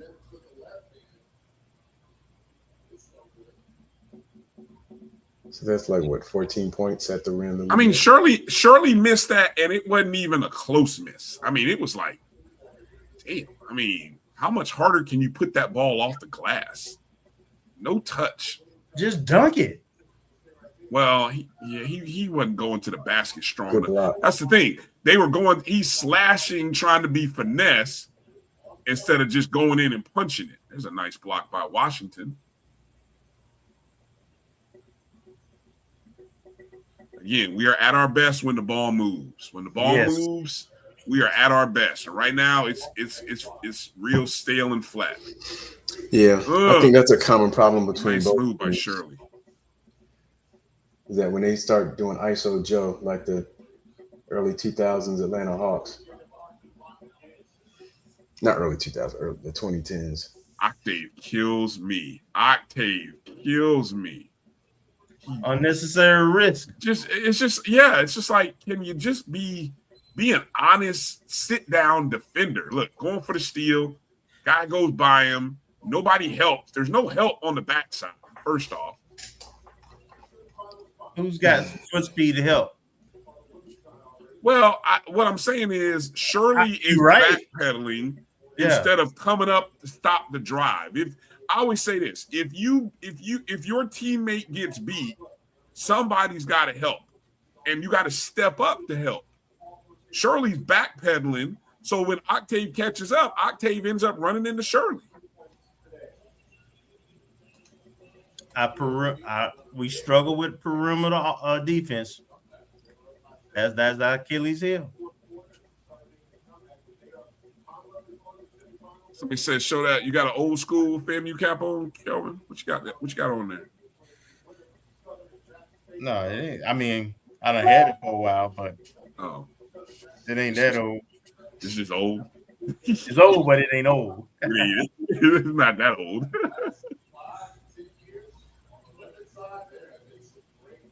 It's probably in the 5th grade. Oh wow! It can still fit in your head. That's amazing. Not you talking. No, not me, because I got some hats from the college years, which I don't think them things can fit on my head. This big melon. That's a wide open 3. Come on, Chapman, you got to make this. Yeah, his shot's not falling today. Oh, yeah, mercy. Jesus, Chapman. And Sanders ain't even getting shots up.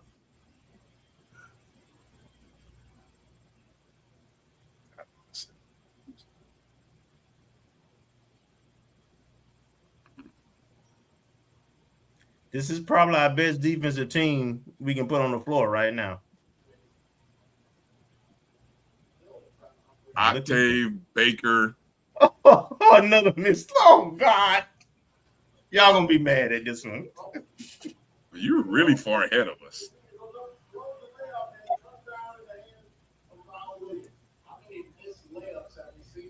There's a fact. How is that not a fact? Again, how is that not a foul? I mean, I know Charlie is a calm, cool dude, but my God, that at some point Charlie's got to be somebody on that bench has got to be upset that was not a foul. I mean, he missed the freaking joking me. You just saw it, huh? Oh Lord, mercy. Hey, about the one thing that I said is right. This is our best defensive team. This is the best our defense has looked all game. Chapman's hustling. There's Washington. See, we're like finesse finishers around the rim. We don't have nobody who will just take it to the basket and punch it in. Well, Dama will now. Yeah. But he don't touch the ball enough, and he don't have the offensive skill, finesse. Man, I tell you, it's a good thing Ruffin is not playing in this game. That's all I can say. Yeah, I know. If we don't take advantage of that, shame on us. Yep. Because this Jackson State offense is horrible, and we can't make them pay for it either. Yep. Oh my God. Oh Lord. You little. I'm trying not to react to give away what's going on. Oh, Chapman, what are you doing? They ain't calling no fouls. The ref letting them play. The referees are just running up and down the court like this. This is some rec league ball right now. This is like straight. But then they call that though. Middle school JV basketball right now. Yeah, come on, ref. Oh wow, nothing. No calls.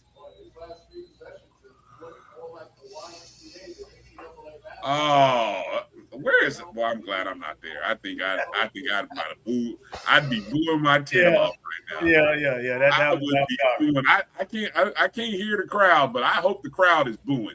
Yeah, somebody get off the ground, man. He's just laying on the ground. He ain't hurt. First of all, he threw a chicken wing to try to get the advantage, right? Yeah. And then he was going against a 6'9" wing. He had nowhere to go. He was out of control. They bailed him out.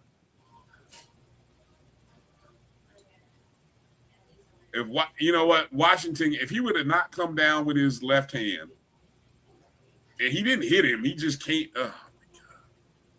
Woo. Yeah.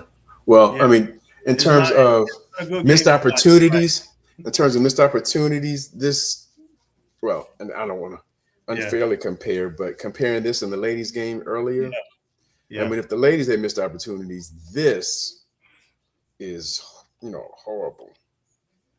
No, it's not a pretty game at all. We So we're probably close to double-digit blown layups in the game. Yes, we got to be 9 to 10. Yeah. Were we keeping? Did we forget about that stat that we were keeping? Where are we at least about 10? So you know what I like to say, when you've missed that many, that's 20 points that we've left on the floor. Yeah.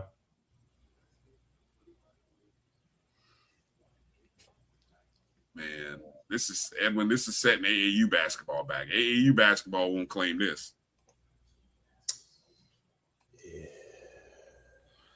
Let's see. Baker's still sitting on 12 points, leading the team with 12. Shirley with 11. Mitchell still has 14 points for them, so that's the one good thing. Yeah, ain't nobody really scoring, pulling away. This is tough. It's a tough stretch of basketball we just had. I think our defense, with Baker at the point and Sanders out, you saw we got a lot more steals, and our defense improved.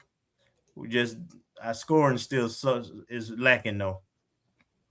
We need Chapman to get hot.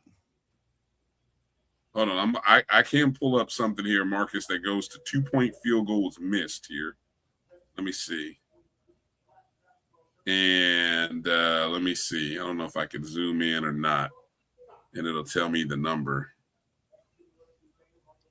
You want just this half, Marcus? Sure.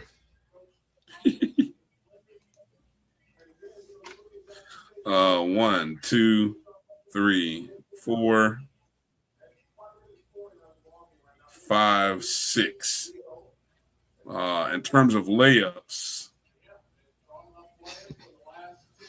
yeah, five missed layups in this half alone. And we had at least that many in the first half. Absolutely. Yeah. Not saying we'd be blowing them out, but the leads wouldn't have been as long as there would have been probably a decent cushion in the first half and at least keeping it closer or maybe a slight lead in the second half.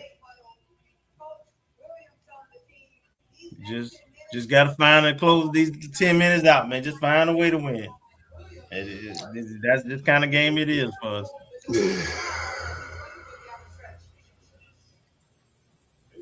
8 missed layups in the first half, Marcus. There you go. Yeah, 13 total, 13. So it's pure craziness. 20 points left on the floor.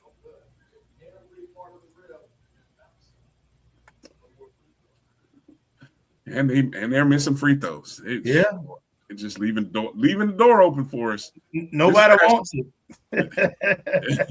Anybody want to win this game? You win. No, you win. And this is without the top scorer.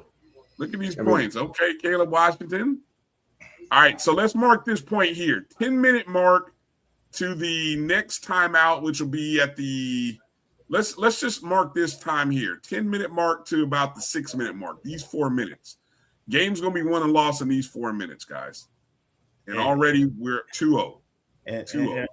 And Bryan, this is where my comment, I said mark it in the first 2 minutes, come in at. Let's see where Jackson State legs are. They ain't making those threes right now.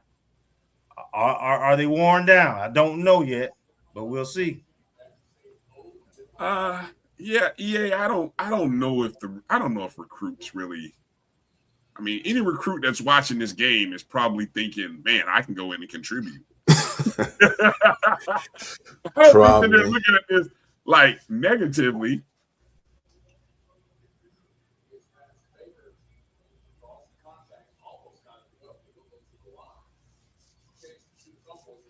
Well, we've got supposedly 5 or 6 seniors listed. And we've only got one commitment or one signee. Yeah. We're gonna have some slots available. I mean, the offers slowed down during the course of the season, but they were making offers left and right up through late fall. Oh yeah, there's no Ryan, there's no mid-range. This isn't like the women's game. This isn't like our ladies where nobody's shooting mid-range. It's either we're going to the rim but we're shooting threes.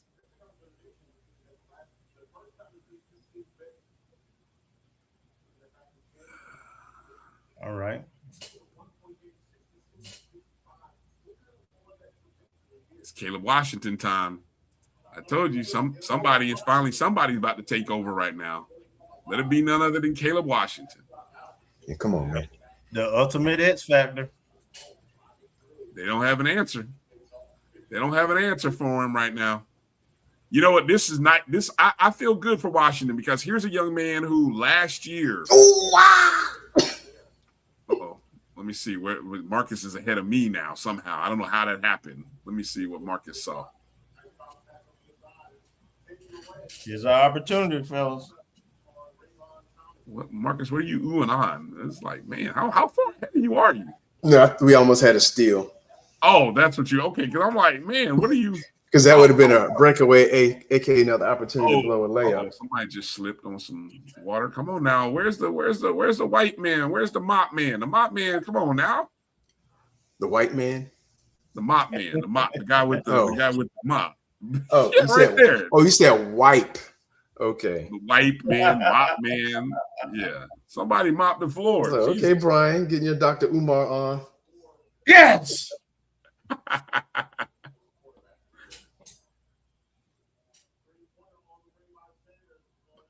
Oh, God. Full court pressure now. Let's see if we can execute. Oh, he's shooting that.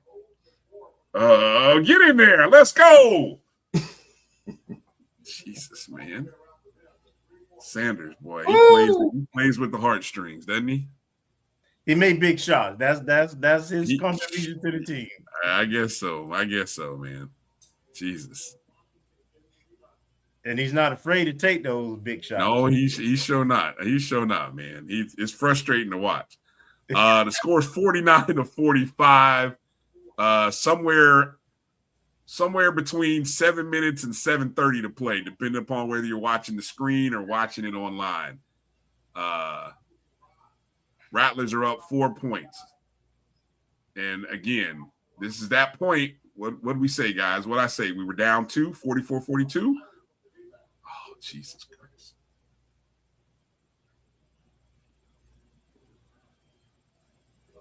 The kid has no conscience, man. Sanders just is like, yeah, I'm pulling.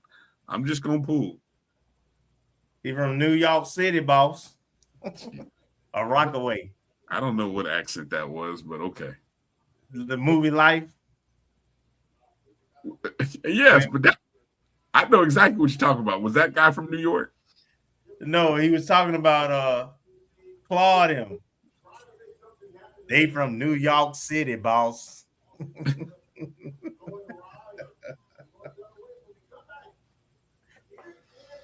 All right. So so from the last TV timeout to now, it's been a 7-1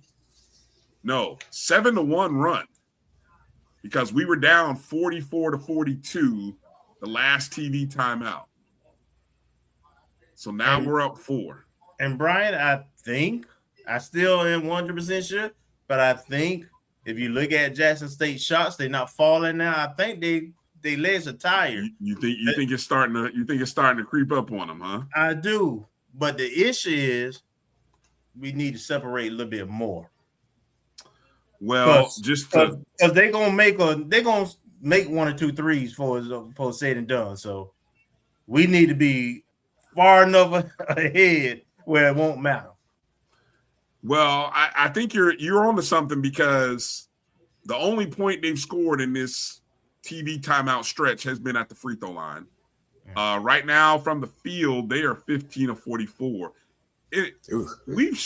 We have shot 8 more shots than them. We're 17 of 52. They're 15 of 44. Both teams have shot 19 3-pointers. They've made 7. We've made 5. The free throw percentage has gone down for them too. They're down to 57% from the free throw line. We're still hovering at 83. Total turnovers. You talk about the fatigue, fellas. Total turnovers has grown. They have 17 total turnovers. We have 10. Yeah. So that's a statistic which has gotten bigger. We have never led more than 4 points. This 4-point lead is the largest lead that we have had all game. Yeah, we need to be clean these next couple of minutes and create that separation. That's and what I think there's another TV timeout at the under 4 minute mark. Under 4 minute mark. So this would be that stretch coming up where it'd be nice to see us begin to separate a little bit. Yeah. We need it, man. We need it. Yeah. They're dangerous. They're dangerous with that 3-point shot. Agree.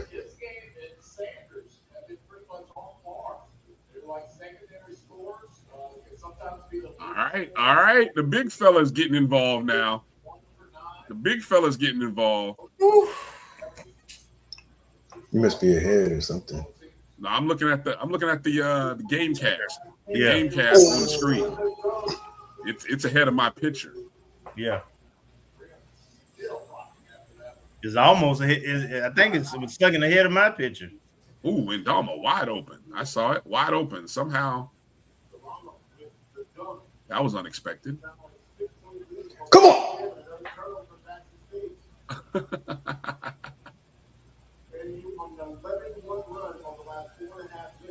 11-1 run. Yep. Yeah, I told you. I think Kelvin called it accurately. The legs are starting to wear on him. And we're starting to get offensive rebounds, too. Mm-hmm. That's huge. Look at that. Look at Washington. Woo! Look at Washington. Come on, baby. Washington, it's time. It's takeover time, Caleb. He is absolutely a factor in these last 4 or 5 minutes. He got it just ahead of the buzzer, the shot clock. Yeah, they're not rebounding. They're done. They're cooked. Bryan, we got 5 minutes and 40 seconds. Another missed basket. Look at that. Another missed basket and it's time to separate. Time to separate. That part right there. They struggling. We gotta put them away though. Yes. But I like to see the fact that they're only getting one shot. Ooh, bad misses too. One shot, we get a rebound. They're not chasing the rebounds like they were earlier. They're gonna go to Hack and Shack in a minute. Watch now. We're gonna have to get it out. Well, Dom has shot a little better the last 3 weeks from the free throw line. Mm-hmm. I was wondering. They are absolutely. They started Hackadama, and they've been installed Hackadama. Yeah, they grabbed him by the jersey and got him in the face. Yeah. What's the foul situation like? Oh, we just threw that one away. Yep. But he missed it.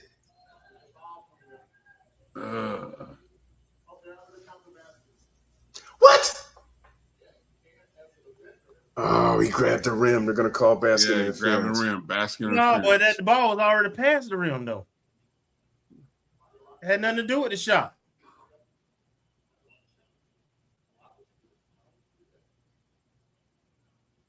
He basically gave him a 3-point play. Yeah, but that's a questionable. Very. Yeah, they gave it to him. He missed the free throw though. Even though that ball was clearly not gonna go in. Look, we spaced out. We space cadet. There's nobody on the line, and we damn near almost lost the ball. Because they were thinking it was a 2-shot for whatever reason. I don't know why, but because exactly. I don't know why, because the official sits there and he says 1. Right. He points 1. He literally does this. He says 1 free throw. Did we get Indalma out of there now? No, he's at the free throw line. Oh, Lord. Here we go. I told you what they're gonna do. That's what they did to him in Tallahassee. If he missed these two, we got to pull him.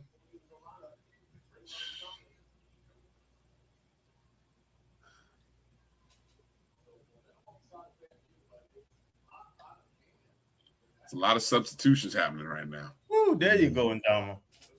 It'd be big if Ndama can hit. What do you want? 1 of 2? 1 or 2 for what, him. 2 of 2. They hit 2. Oh, hey, okay.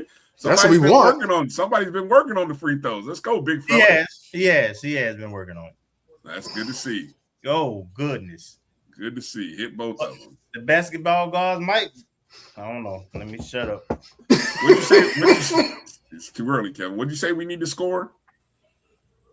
65? 60? Above 65. Above. Okay. All right. We're on a good pace. Another missed field goal. Another rebound. That's what I love to see. One shot opportunities. Limit them to 1 shot opportunities. Sanders shooting threes. Come on, Sanders. And now we're getting offensive rebounds. The game cast is so much further ahead than my TV right now. Mm-hmm. Oh, that was in and out. We're coming up with the loose balls here. We're in transition kick. Oh, I don't like that 3. In and out, though. They called a foul on somebody. Jackson State. Their legs are gone, Bryan, but we still ain't put them away yet. Yes.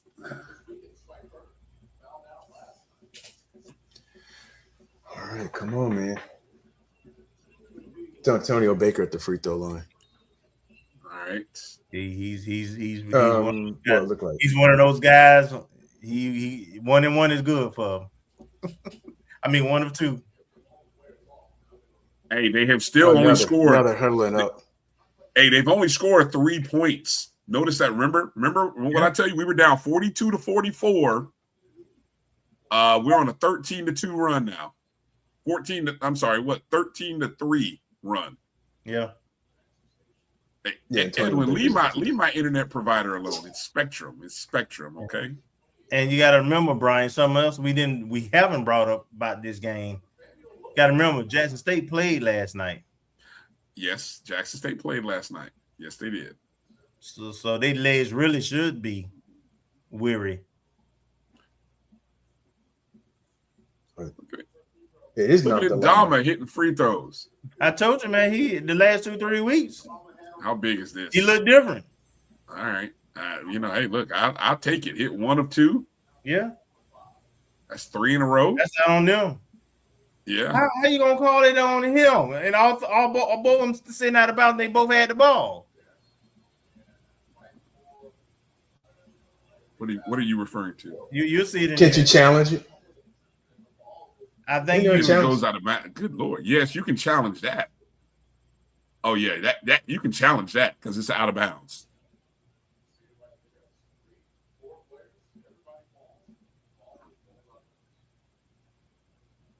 We up 9.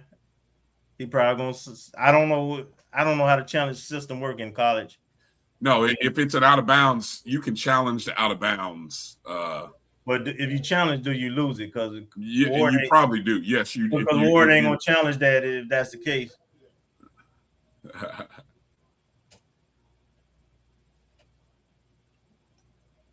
And Dama doing it on the other end. Good block. I mean, he's legit, and he got another year. I mean, he can play. He just can't dribble, but he can do everything else. Well, that's something you can work on. His energy, though. I love his energy. Yes, yeah. His energy, man. High motor on both sides of the court. Yes.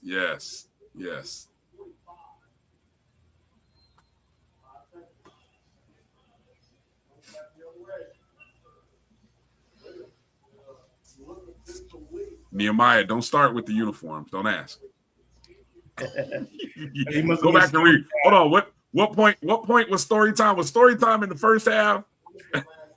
Kelvin gave us story time. I think it was beginning of the second half. Yeah. I'm almost about to feel good. Not Press yet. break. Press break. Give it up. Lob. Boom. Let's go. Indama with the lob. 7 points away from our threshold. Oh, he's screaming. He's excited. He's excited. Let's go. Come on, Ralph. Let's go. Come on, Ralph. Stay out the game. Oh, that was ticky-tack. What's our penalty situation look like? I can't trust the graphic. Oh, they called that on Shirley? Yeah, man. Oh, come on, man. Stay out the game, Ralph. That's horrible. You know what? The referee called that because he wanted to get to the TV timeout. That was horrible. That was a horrible call. Absolutely, it was. One pass, two pass. That's execution. Executed perfect. Executed perfect. Lob it up, bring it home. Yeah, that was he didn't hang on the rim. He didn't pull up. He didn't exactly, Shirley. Get hype. Let's go. Jackson State has still not scored but 3 points in the past. What was that? That was at the 10-minute mark when they had 44 points. And to be honest, Brian, they turned the ball over a lot like we were, and they ain't even giving up that many shots anymore. Oh, yeah. Right now, Jackson State has committed 19 turnovers. We've committed 11.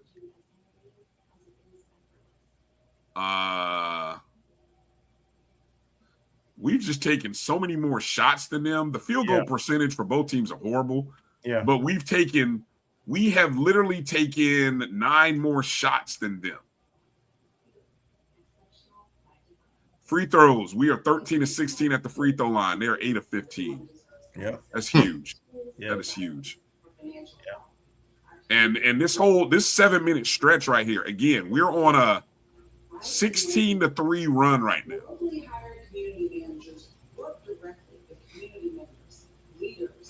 Exactly. Appreciate you, Nehemiah. Y'all hit the thumbs up, right? If you're watching us with this watch party, let me go back to some of those scores. I started some of those scores.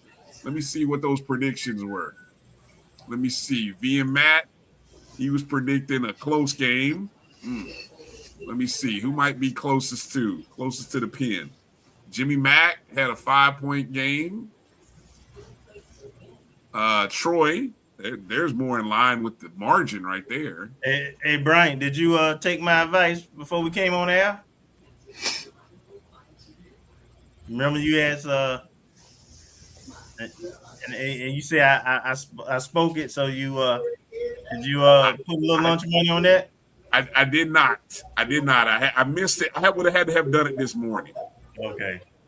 But who knows? Tomorrow we were okay. So what Kelvin is talking about, just let everyone know. Pre-game, pre-tournament, the odds were FAMU was plus 800, third favorite on the board. Of course, Bethune-Cookman was the favorite coming into the tournament at anywhere from plus 210 to plus 150. Southern was plus 320.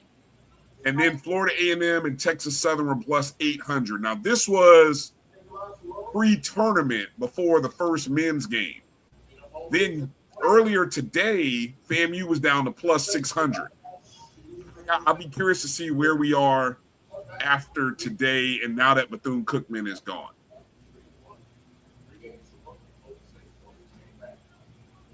Yeah, dang. You're Troy. I wanted a better eyebrow, but yeah, I feel you, Troy. Did they finally score a bucket? Yeah, the ESPN app is a little bit ahead. Yeah, finally. It's been a while since Jackson State got a field goal. Been a while. It's a long stretch. Oh no, he would have been. Got to go up with that, Shirley. You got to go up with that, Shirley.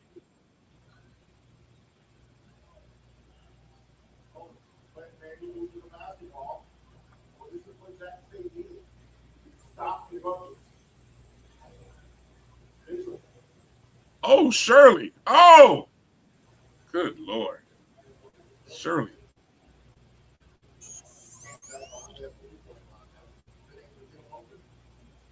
See, this is that Jackson State going to get helter-skelter right now. Yep. We gotta just sit down and defend. Don't gamble. Don't gamble on anything. Be disciplined. There you go. Just sit down and be disciplined. All right. Slow it up. Prairie View got the win, Sailor family. Prairie View got the win. Prairie View got the win earlier today.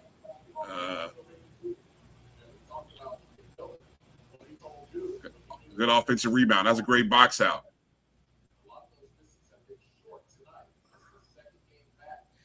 Whew.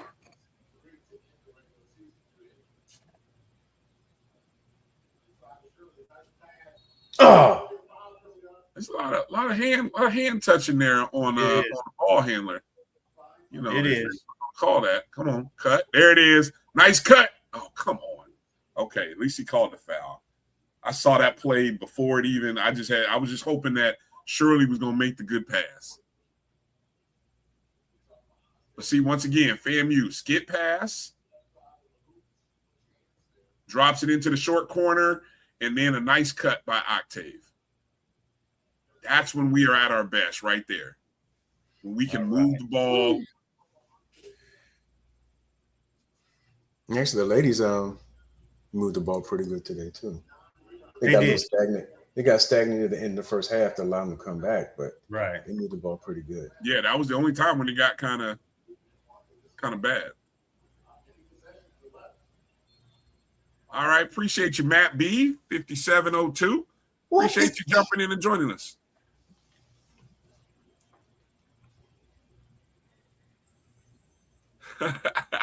This is crazy. Exactly. Everybody at the same time. Cut to the basket. What did they call?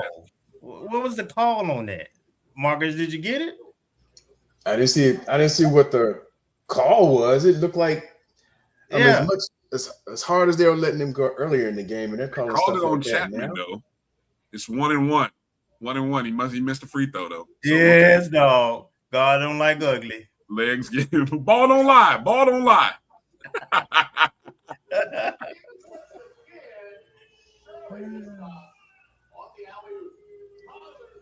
All right, got to execute, guy. Everything's got to be clean. I'll tell you, is Prairie View that good? I think Prairie View is good enough right now that they are dangerous. They have they have like 2 20-point scores, right? Yes, they have two. They have 2 of the top 5 or top 6 scorers, and they're filling it up. There you go. Nice lob play to Shirley. Plus, Prairie View has won going into the SWAC tournament. They won their last 3 games and 5 of the last 6. Yep. Now you could say it's 6 of the last 7. 7 of the last 8. Yeah, they've won 7 of the last 8 games.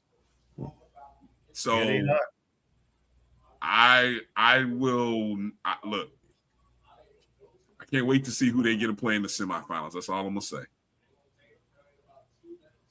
Can't wait to see Alabama A&M or Texas Southern. I think they're capable of beating either one of those 2 teams. Yes, it will. Either way, but I think they're capable of beating either one of those 2 teams. Prairie View was plus 1,700 going into the tournament, just in case anyone was curious. So 11-point lead, 1 minute and 2 minutes left, roughly. It's not over, but not over. Kelvin said we got to get 65 points. You know what they finna do? Yes. Hacker. If he in there, if he in there, they're gonna hack and dom him. Well, this is exactly what they did down the stretch last game. Dom has done a better job, and he's shooting. Even his form high shooting free throws better, but they're gonna see if they can get his head. I don't know if I can risk it. I agree with you, Marcus. I wouldn't have him in. I wouldn't have him in the ball game right now. I would not have Ndoma in. I think you're fine with Washington and Shirley, and go. Let me look. There's the lineup. If you look on the screen, the lineup that we have was Washington, Octave, Sanders, Baker, and Chapman, and that's exactly who I would come back out. I agree. That's right there. I agree. That's exactly who I would come back out. Because we know they're gonna have a foul. And we need ball handlers anyway. You need ball handlers. You need passers. Yeah, you need all of that right now. Yeah. Okay, so we play the winner of Southern and UAPB. UAPB, yep. Which that's 8:30 tomorrow. No, we never lost to either one of them in the regular season. We off tomorrow and play on Friday, correct? Right. The winner of this game, we are off on Friday. So yes, during the season we were 2-0 versus Southern, and we were 1-0 versus UAPB. So when did they play Southern UAPB? They play tomorrow at 8. Yep. Okay, that's I'm looking at the graphic, but I just wasn't sure when. There's the bracket right there on the screen. I was looking at the bracket. They played 8:30. So Southern and UAPB play tomorrow at 8:30. The Texas Southern Alabama A&M game plays at 2:00 tomorrow. Boy, that's gonna be confusing. Well, I guess somebody's gonna be wearing a white jersey, but man, they both got similar colors. Ooh. Texas Southern and Alabama A&M. Oh yeah, no. Somebody will go gray. Somebody will go dark. I'm sure. Again, Prairie View already advanced to the semifinal by beating Bethune-Cookman earlier, and we are, we're minutes away from taking care of our business and advancing. This would be the first time that FAMU has been to the semifinals since MEAC days, right? Definitely MEAC days, but do a little quick history dive. When's the last time we were in the semifinals? Don't get sloppy. Uh-oh. Turnover and steal. Let's not start dancing too soon now. See? Let's not start dancing too soon here.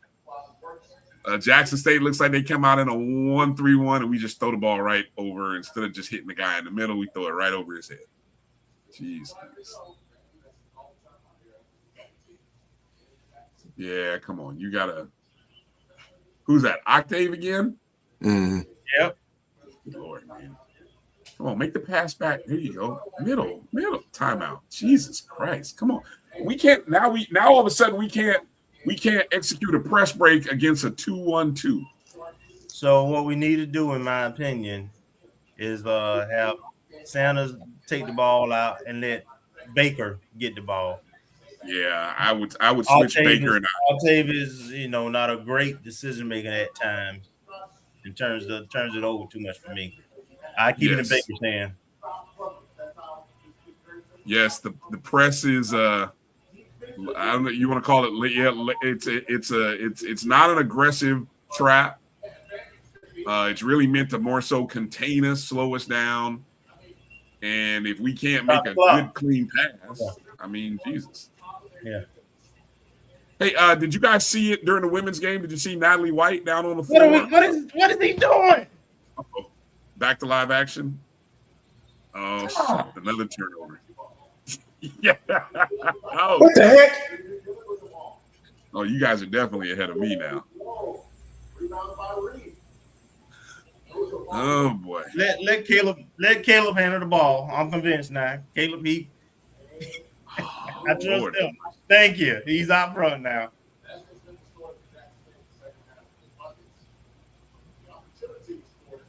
Flybys. Hate those boxes. Hate those closeouts. All right, Washington has the ball.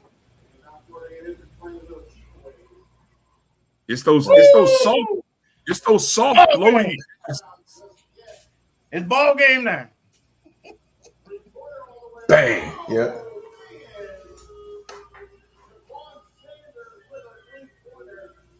Sanders, where's he shooting it from? Oh my God. You guys are so far ahead of me. No, the ref did not do that. 3-pointer, boom. What? Come on, man. You guys are so far ahead of me. It's ridiculous right now. Chapman, what'd they call? You'll see. Bull crap. What did he call? What was that? What? Wait a minute. Chapman, the Lord have mercy. Are we working with the same officials from the women's game today? This is crazy. Yeah. Did Chapman poach? Did he poke him in the stomach when he shot it? Is that what he did? That's crazy. Fouled on the 3-point shot attempt. Come on, Rose. Man, I tell you. Another turnover. Here we go. Another turnover. Lord have mercy. Can the final seconds of this game tick away, please? Can we let Caleb Washington handle the ball? I'm telling you, he's our finisher for us. This is crazy right now. Let Caleb come and get the ball. Three turnovers down the stretch. Holy smoke! Really? Caleb and Antonio Baker. That's all I trust. They don't have to foul anybody. What is Sanders? Sanders literally just threw it up there. Yeah. It makes no sense. Man, it's called having a lead, but damn, man, y'all are playing with fire here. I'm saying point shaving. Well, the line was 6.5. Oh Lord, what did he just do? The line was 6.5. Oh, another turnover. Lord have mercy. We are stupid. Oh my God. We are stupid. Was that the fourth? Oh, the fourth turnover down the stretch. We can't handle the press. This is no, it ain't that we can't handle this. Why is he throwing a lob? Why is he throwing a lob? Yeah, what is he throwing a lob for? Just take it out. This is SWAC. idiot. Low IQ basketball right here. You gotta be kidding me. You gotta be kidding me. What is Chapman? Hey, what I tell you the line was 6.5. Come on now. What does Chapman do? Why is he throwing a lob? All he has to do is dribble it out. Just take it back out. That's all you got to do. You don't need any more points. Time and score. Time and score. Boy. Well, we got to get it off past half court. We just need to get in and run clock. They're going to foul. So at this point, is their ball. It's a 2-possession ball game, 20.4 seconds remaining. No, it's our ball. It is our ball? Yeah, they made it 3.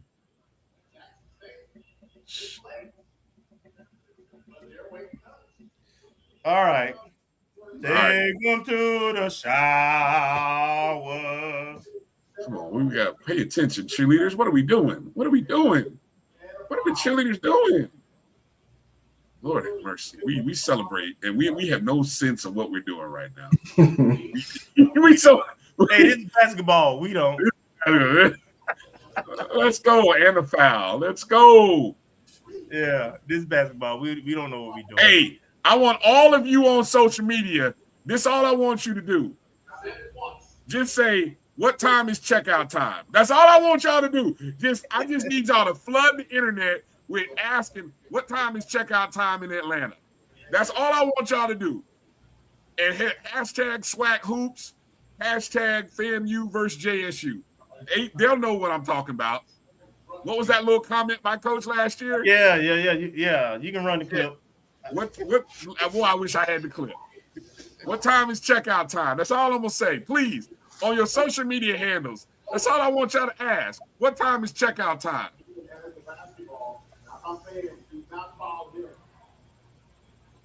Tick, tick, tick, tick, tick. Still, FAMU. Let's go. Win and survive and move on. Survive and advance. What time is checkout time? I'm already starting. Let me go into one of my chat groups. That's right, Elmo. Once you know you got the game in hand, you can be petty. Y'all are funny. What time is checkout time? There it is. Final score, ladies and gentlemen. FAMU 70, Jackson State 60. We're moving on, baby. Well, we're moving on up to the SWAC semis.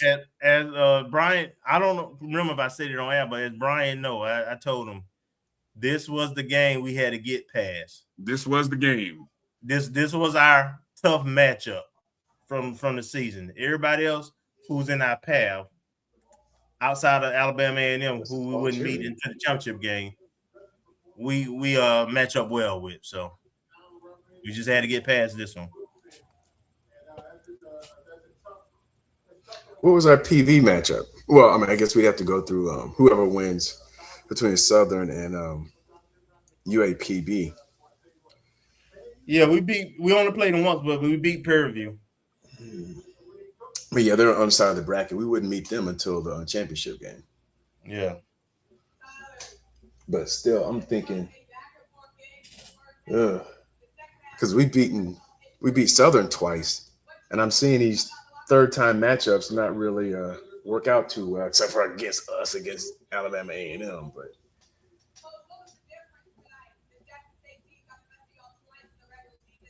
thanks, Simone.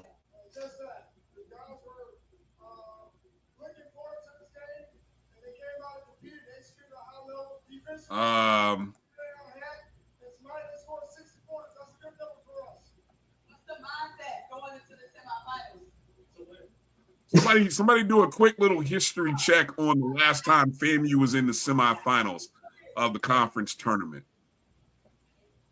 All right, here's some of the. It was the MJ Junior year. The year McCullum was coach of the year, I think. Sure? I don't know. But that wasn't the SWAC now. That was the MEAC. Really? That was what was that? 19. Oh, wow. Was it that long ago? Wow, that long ago? Really? Okay. All right, here are the final stats, everybody. Huh? Let's see Jeff. Oh. All right, final stats. FAMU was 24 of 61 from the field. That's 39%. Yes. Jackson State was 19 of 56. That's 34%. From the three-point arc, FAMU was 6 of 22. Jackson State was 8 of 25. That's 27% for us, 32% for them. Free throw line, watch this. 16 of 19 at the free throw line, 84%. They were 14 of 23, 61%. We out-rebounded them 40 to 38. Assists, 17 assists to their 9, 16 steals. They made 20 turnovers. We made 16 turnovers. Points in the paint, we outscored them 36 to 18 points in the paint. Largest lead, 13 points, which of course, final score we led by 10, but 13 was the largest lead of the game. Individually, for FAMU, we were led by Antonio Baker's 14 points. He was 4 of 9 from the field, 2 of 4 from the three-point arc, 7 rebounds, 3 assists. Ty Shirley with 13 points and 5 rebounds. Caleb Washington with 10 points, 5 rebounds. Jaquan Sanders with 10 points, 4 assists. Micah Octave, 7 points, 10 rebounds. Indalma with 8 points and 6 rebounds. Jordan Chapman, 8 points and 4 rebounds. We only played 7 people in this contest. So congratulations to Coach Ward. Congratulations to FAMU coaching staff and players on a job well done. And again, let them folks know. I'll ask you to ask the question. What time is checkout time? Well, honestly, Bryan, the only thing I'm glad is that I won't be hearing D going home. D going home. This is a good win. Good job, FAMU. D home going. Woo! Well, okay. So let's look ahead. So I don't know. You guys like this so much. Who knows? If I'm not in Atlanta on Friday, if Kelvin's not in Atlanta on Friday, who knows? Maybe we do this again. But right now, the Rattlers will advance to Friday night in Atlanta, where they will play at 8:30 p.m. against the winner of Southern versus UAPB. You can watch that game tomorrow night at 8:30 on ESPN Plus. So, and just to give you perspective on the season, we beat Southern twice, 2-0 during the year, and UAPB we beat 1-0 in the only time we played them. So lots of optimism, going into the next round. Here's something else you can expect for Friday: a huge FAMU crowd. Oh yeah, the Rattlers will be in the house. Yes. And I'll tell you, if Southern wins that game, I expect a good Southern crowd too. That is going to be. I expect a sellout if it's FAMU. That will be a sellout. That'll be a good sellout crowd if it ends up being Southern. Because that arena holds what, about 7,000, 6,000, something less like than that. Five really. Oh, it's going to be a sellout if them two play. Yeah.